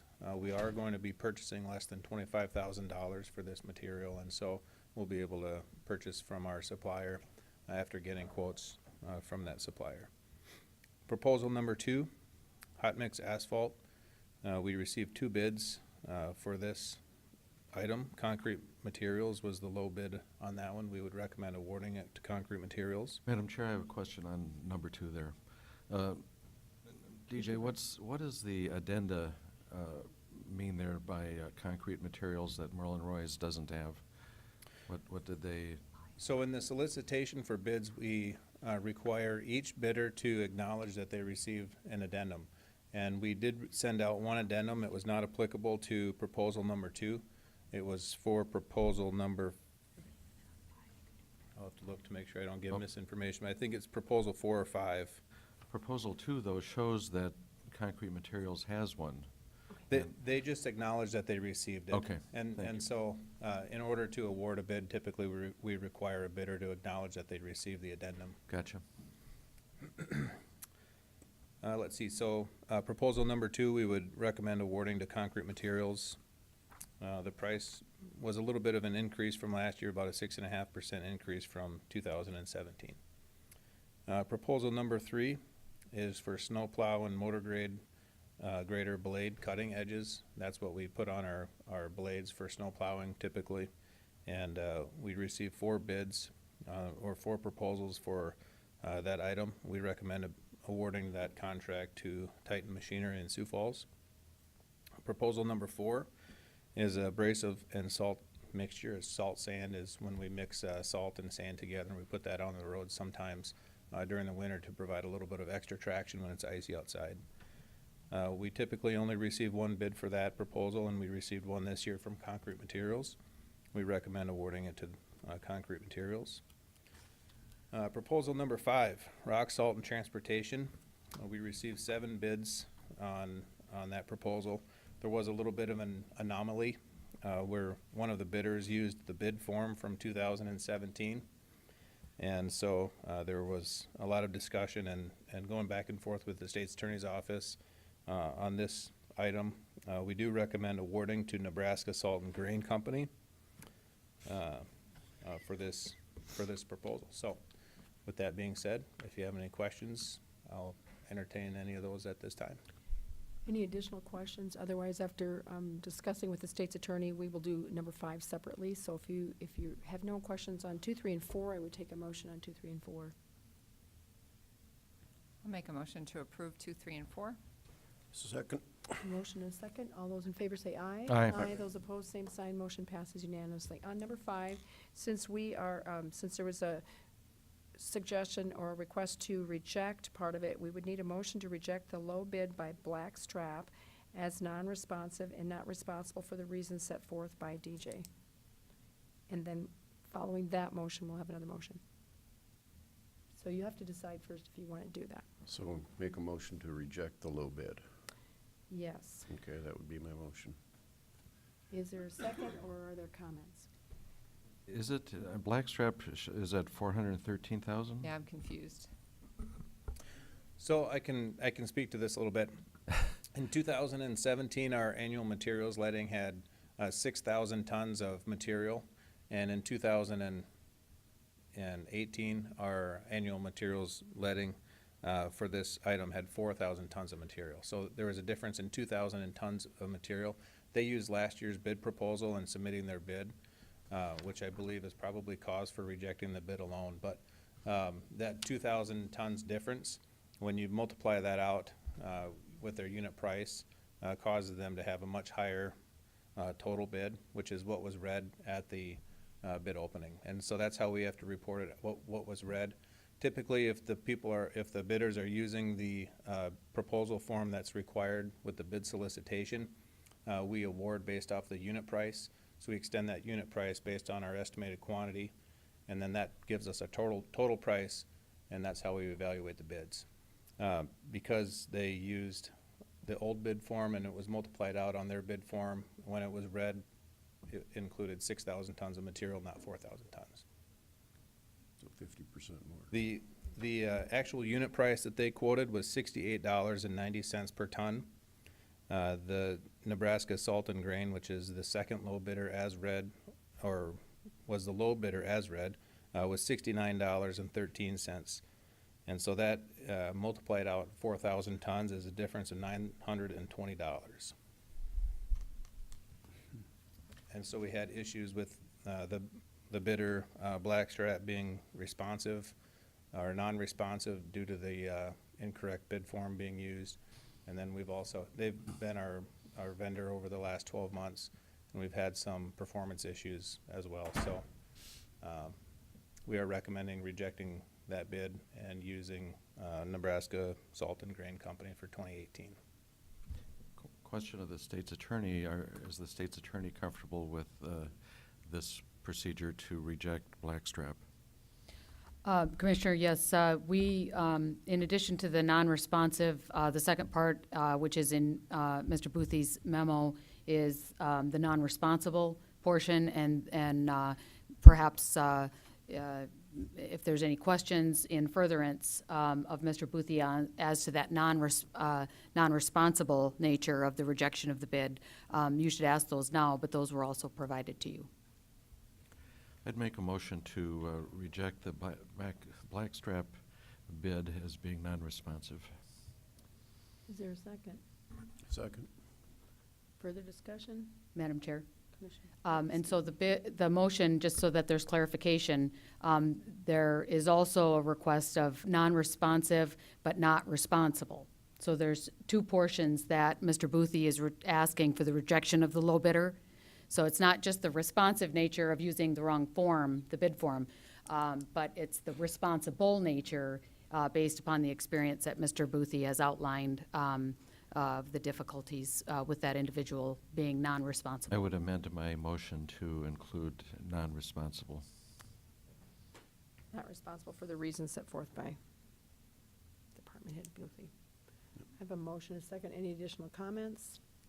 All those in favor say aye. Aye. Aye. Those opposed, same sign. Motion passes unanimously. And now I need a motion to accept Nebraska salt and grain for the rock salt and transportation. That's my motion. Second. All those in favor say aye. Aye. Aye. Those opposed, same sign. Motion passes unanimously. Thank you. Thank you, Commissioner. Commissioners.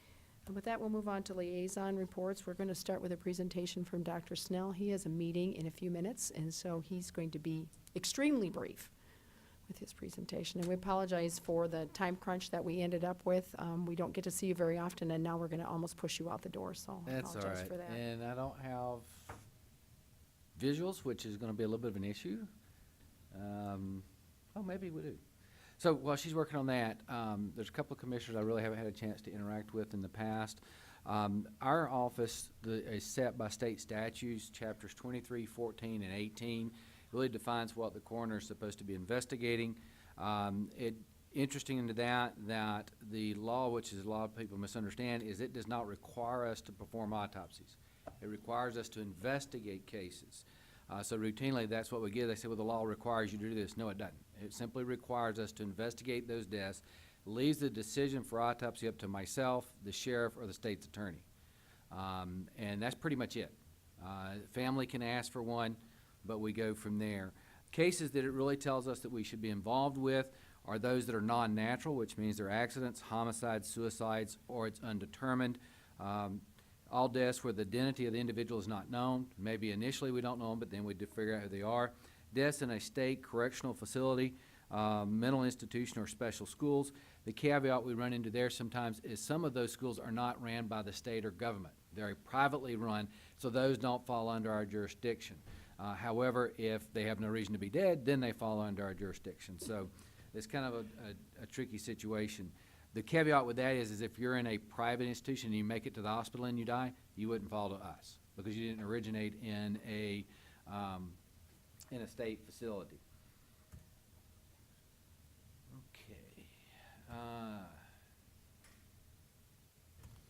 Okay.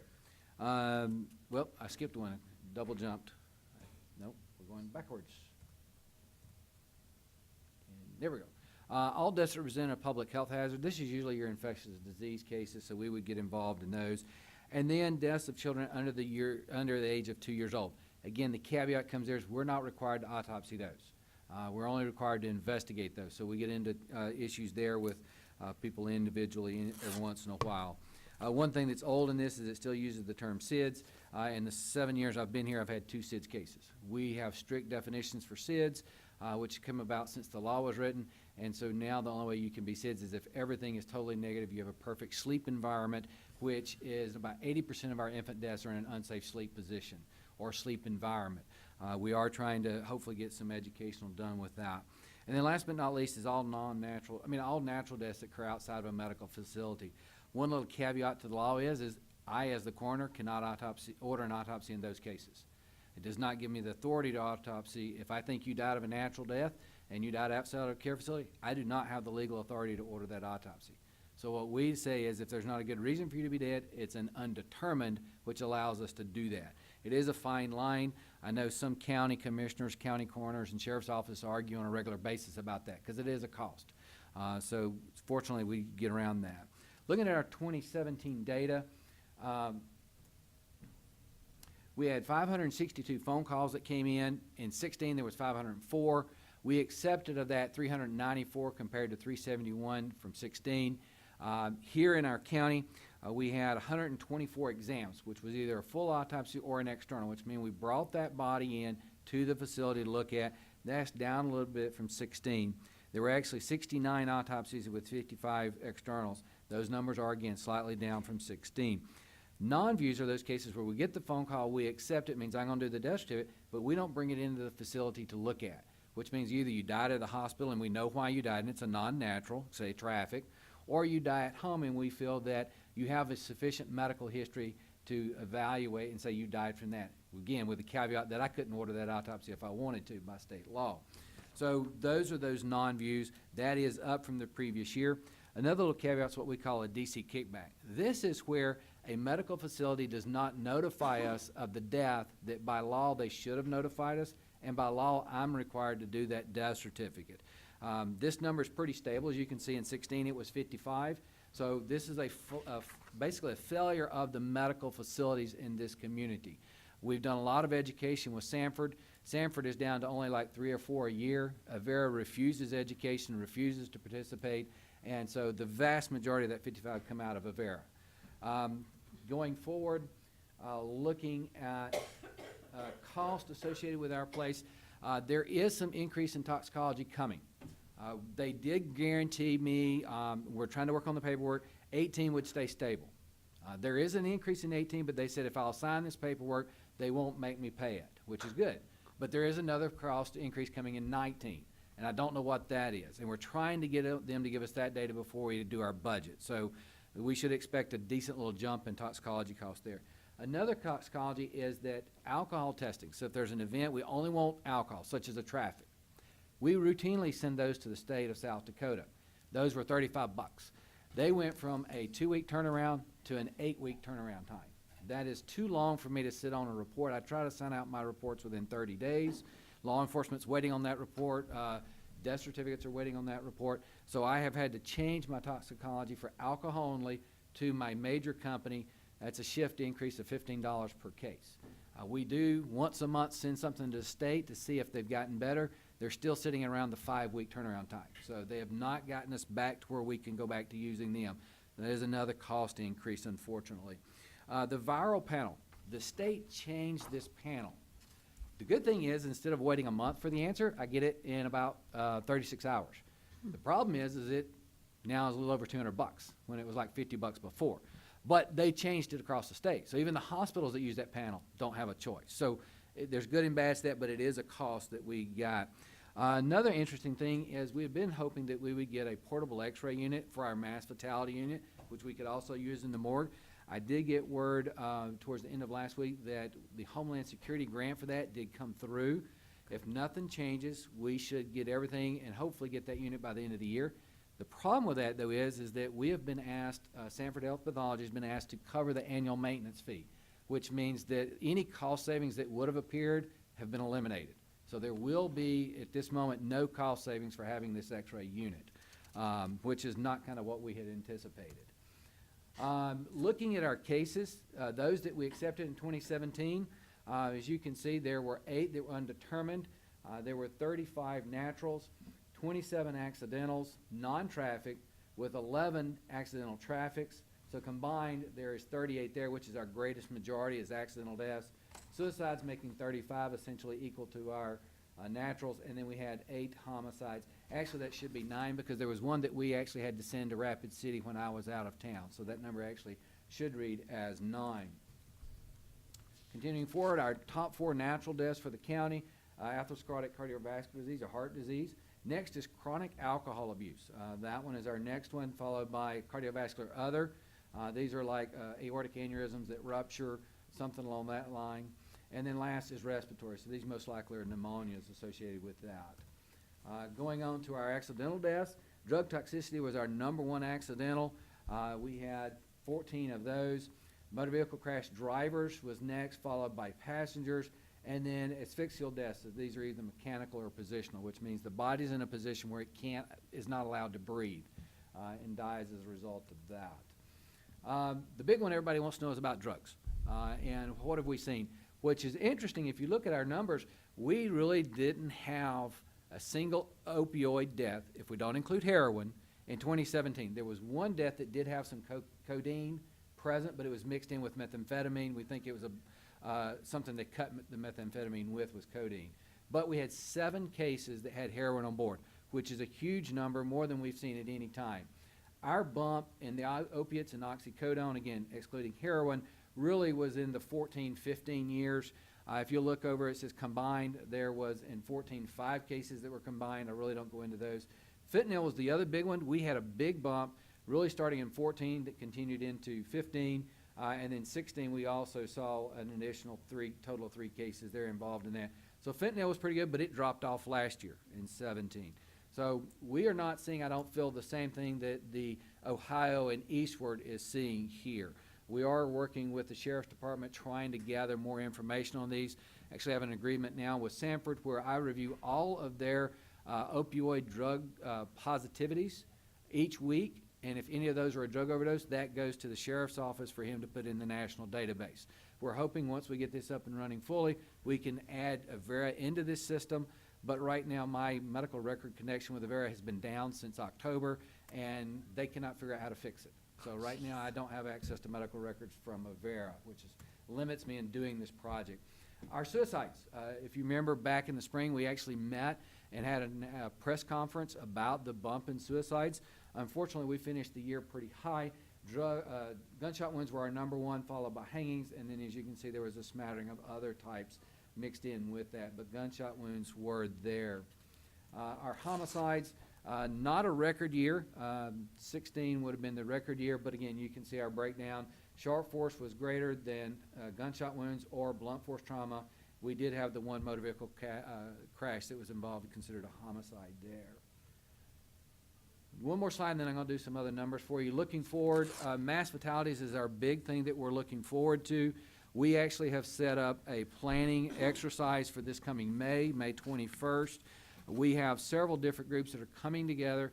We're going to exercise all of our equipment. We're going to put it through its paces. We have people from every agency in this county and some of the local states as well coming to play a part of that. So we're hoping to put all of our equipment. This is not really open to the public. This is really for us to kind of put ourselves through the paces. However, if one of you would like to come, just reach out to me and I'll be happy to extend you an invitation. But this is not open to the public per se. The equipment I put in the portable x-ray unit, again, we're hoping to get it by the end of the year, but any cost savings has been offset by maintenance fee. Something that I did want to address is what is our numbers looking like this year? Those of you probably have seen the January and February numbers. January, our autopsies were down a little bit. Our exams totals were down a little bit, both in January and in February, but we're right on target when we look at the average for a 7-year average. So if we're looking at that 7-year average, we're fine there. Homicides were actually above last year, but we're on pace for 2016, which was the big year that we experienced. When we look at our non-views, those cases that we don't bring in, we are above average on that. So again, we're trying to shift more cases instead of bringing them in to not bringing them in, so it saves money. But we always are open that if we feel there's a reason to bring it in, we do.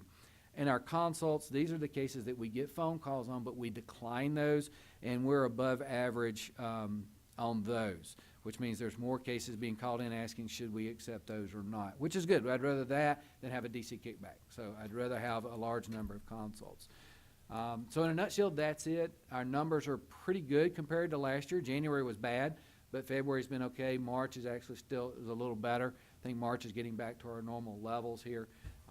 So I think 2018 will be on par for 2017. I think 2016 is still going to be a peak year for us, so we're going to be down a little bit, but we are above the 11 through 15 average, so we are above that.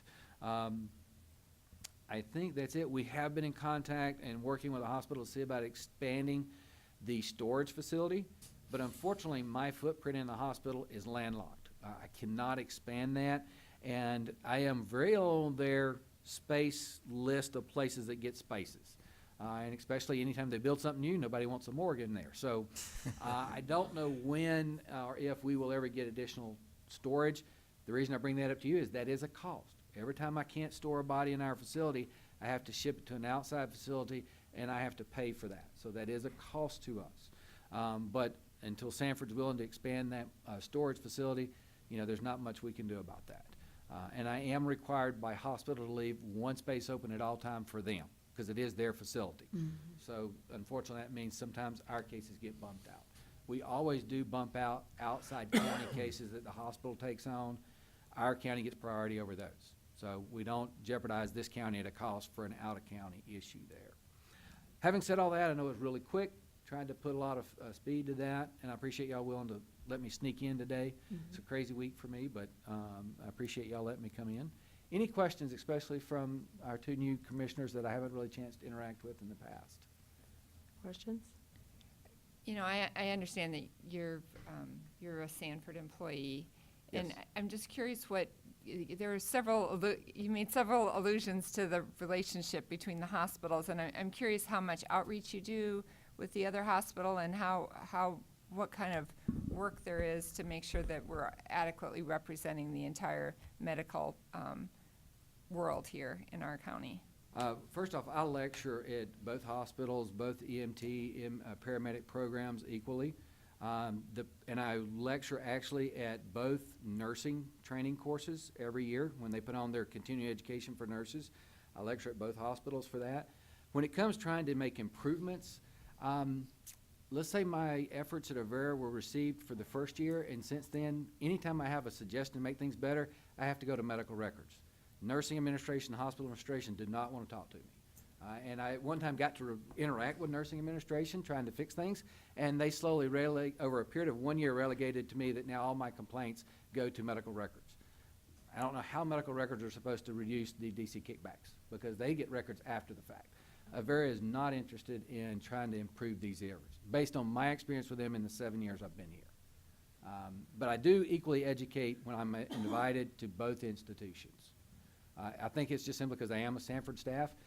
Sanford's a little bit more interested in working with me. Okay, well, maybe we can work on that I was a going to little say, bit. maybe we can work on that. Maybe there's some help on this side. Well, I'll tell you this, that even my predecessor had the same roadblock. He even went so far as to get an attorney general's opinion on the law, presented that to the administration of Avera, didn't care. I presented that same opinion when I got here my first year, that same exact opinion to their administration, they didn't care. You also referenced some technology challenges that you're having between the two hospitals, and it Yes. sounded like that had been an issue for quite some time. Is there a plan to get that fixed? It's up to Avera to fix it. We have done everything on the Sanford side. Our IT has worked with their IT, and their IT says they can't fix it, and we have no timetable as to when they're going to try to fix it. Okay, some conversations we need to have. Madam Commissioner Chair. Barth. Commissioner Barth. I sure do appreciate you being here and working in our community. We are so lucky to have you. I just have a question about people who, are listed as, say, a opioid overdose. You know, when you watch celebrities passing, it's usually a cocktail of stuff. In other words, they're taking cold medicine and fentanyl, or whiskey and oxycodone. It doesn't fall neatly into a category, but, thinking about like an alcohol-related motor vehicle accident, you might have other stuff on board that also. Do you check for that stuff? We do not unless law enforcement asks us. And part of the reason, again, we go back to what is my legal statute, which is cause or manner of death, not figuring out what contributed to an accident. And so I've always felt that it wasn't appropriate to use my budget to answer questions for other areas of county government. If we said that we want you to start doing that and the county commission would approve that increase in budget, then I would be happy to. But I do not unless law enforcement point blank says we're concerned about another drug present other than alcohol. And so those of you that aren't aware of this too, state law requires me in all non-natural deaths to perform some form of toxicology. They don't specify what. So I use an alcoholist to meet that state requirement. So part of our toxicology budget is simply mandated by state law, that we have to do that. But it doesn't tell us what we have to do. So trying to conserve the county's money, I relegate it only to an alcohol. And that comes in suicides that are not expected to be drug overdoses and traffics or any kind of accidental death.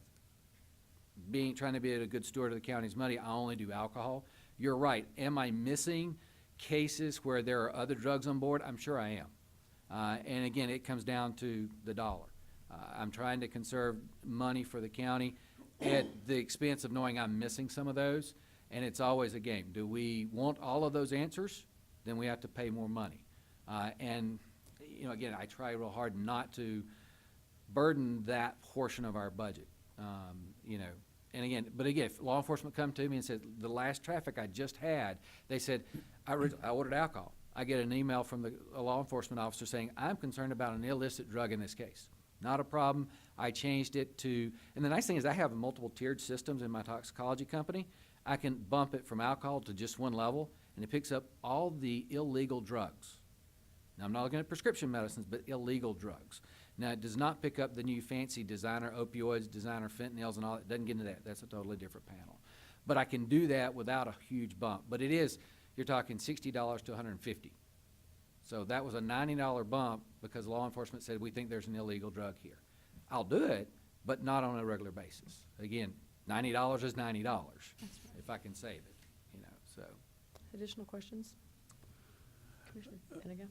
Dr. Snell, do you keep track of the requests that you get from, like, the state's attorney versus the law enforcement versus what you feel needs to be done on an annual basis on the number of cases you process?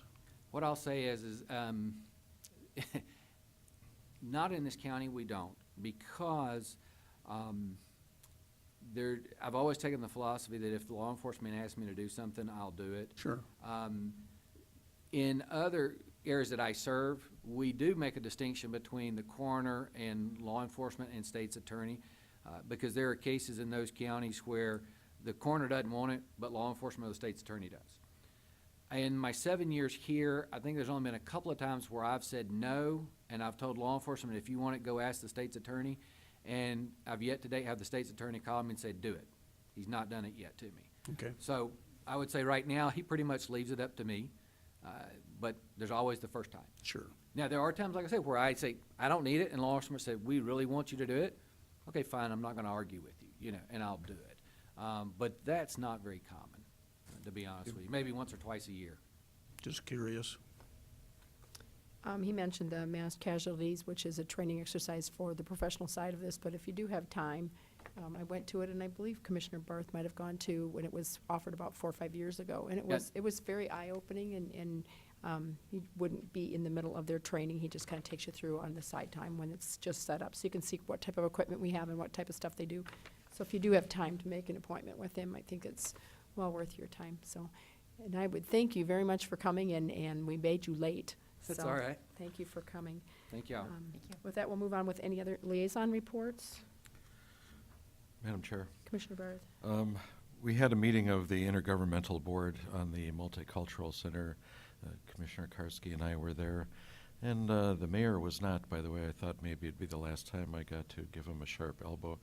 But it looks like things are going really well over there. They had a list of accomplishments. Certainly they're doing better than when I was on their board. And I would also say it's not a liaison assignment, but at Democratic Forum, which I attended last Friday, Commissioner Karski and I both went, and Sheriff Milstead gave a great presentation on the triage center, and Scott on SouthDakota.com has posted a video that Bruce Danielson took of the full presentation of Sheriff Milstead, although he misspelled Milstead. Any other liaison reports? I have a short list. Commissioner Benega. Before I left on vacation, I had the opportunity to go to Metro Management, and Jeff was there also. And last year's budget came within just a hair of their projections. It was so incredibly close, it was unbelievable. And then this year, they're pretty much right on schedule also, so those were good items to review. And the mayor was there. Was, but you were in between me and him. Oh, well, that's probably a good thing, too. A couple things. Sitting on the board of directors for our South Dakota Association, one of the questions that was posed to me to bring to you was, the board discussed, while I was gone, about moving the spring workshop for South Dakota Association of County Commissioners to every other year. And so I'm supposed to take it back to all the different commissions and see what your thoughts are. Usually it's kind of training for new commissioners, and it's a lot of repetitive stuff. And so hopefully the attendance would be higher if we would do it every other year instead of every year. So thoughts from this commission, they said that they had some positive feedback, and they've also had some commissioners that were not interested in going to only every other year. So I'm asking your opinion. I've already told you, Cindy, but I think every other year would be great. Doing it the year following the general election makes perfect sense. So while we'll have one again next year, then we could skip the next year after that. Any additional thoughts? I agree. When you've got them twice a year, I mean, you still have one time a year that you have an opportunity to get together. I think that makes a lot of sense. I don't know how it affects the budget. I know that there is a lot of vendors that come into those, but from a commissioner standpoint alone, I think that makes a lot of sense. And I will tell you that it is scheduled out for already March because of contracts that have been signed and stuff, so there will be another one this next March. The thing is, it's right after the legislative session, and so it's just a lot of scrambling to get it going, and we also have our district meeting about that same time, so there's a lot of doubling up of time that we've already spent together. So I will pass that on, that we're in support of every other year.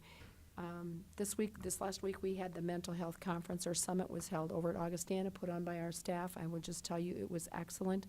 A couple of us were there for short times. I was there for all of it. I believe that they will have some follow-up material if you are interested in hearing some of their presentations. I was going to talk about a whole bunch of stuff, but I will not, just in respect of our time. One thing I'd mention is, we had great speakers from all over the United States, and but our data collection is done by Augustana, and I wrote down a few different data things, but I'll just point out one of them was 25.6% of our bookings, which is about 638 people, have 5 or more bookings each per year. At 100 beds per day, that's $3.5 million. That's one of the issues that our triage center is working towards trying to improve. So there's a lot of good information. I think we'll be hearing more about it even in the commission meetings or from staff. So just to make you aware of that. I did attend a chamber meeting this last week. They have changed a lot of things since I was on the chamber 2 years ago, doing presentations now, which are a little bit different than before. I thought they were really good. We had a report on Pheasant Fest, which was, I'm sure you heard, highly successful. They had approximately 29,000 people attend that. A lot of really good information about that. Also, the school districts gave a report on they're looking at additional needed space, and that was also very good. I'll tell you, too, that I was accepted to go to the Justice and Peer Exchange the end of April in South Carolina. NACO will be paying, or that organization that's doing it will be paying for that travel expense. And also Aaron Surtzka was accepted to go and do some work on justice. So, Commissioner Bender. I just, tack on to the comment about the mental health summit. I was able to be there just for the evening, most of the evening session, but it was very impressive. It was impressive to see the number of people that were there representing lots of different disciplines within the community, and I also understand that Augustana basically provided the facility free of charge, which was I greatly appreciated. I thought it was a great facility for that group. Very good. Madam Chair, I should also remark I was at the Townsend Township meeting last night, and one of the sort of triumphs that they referenced was the 1178 or whatever it is, 1078, the one that allows the townships to make contributions. And the ambulance issue is certainly an item of discussion along with trees along remote roadways. Mm-hmm. Any other liaison reports? Okay, with that, we have new business, and I think Diane has something for us. Diane Reichma, Equalization Office. So it's that time of year again. County Board of Equalization starts next Tuesday. Today is the last day to appeal. So I'll be sending out a memo in the next few days letting you know how we turn out. So far it's pretty light. We have maybe a half a day, but our last day tends to be busy too, so we'll see what we end up with. Next Tuesday, we're gonna go through the handbook of exempts. We have about 68 exempts. I'm gonna leave these for you, and we will be going through that next Tuesday. I have went through them with Maggie from the state's attorney's office, so we will see you then. Okay. Thank you. Thanks, Diane. Any other new business? Any old business? I'd look for a motion into executive session for the purpose of South Dakota Codified Law 1-25-2, Sections 1 and 3. That's my motion. Second. Motion and a second. All those in favor of I always get this wrong. Not recess. Adjournment into executive session. Same sign, motion passes unanimously.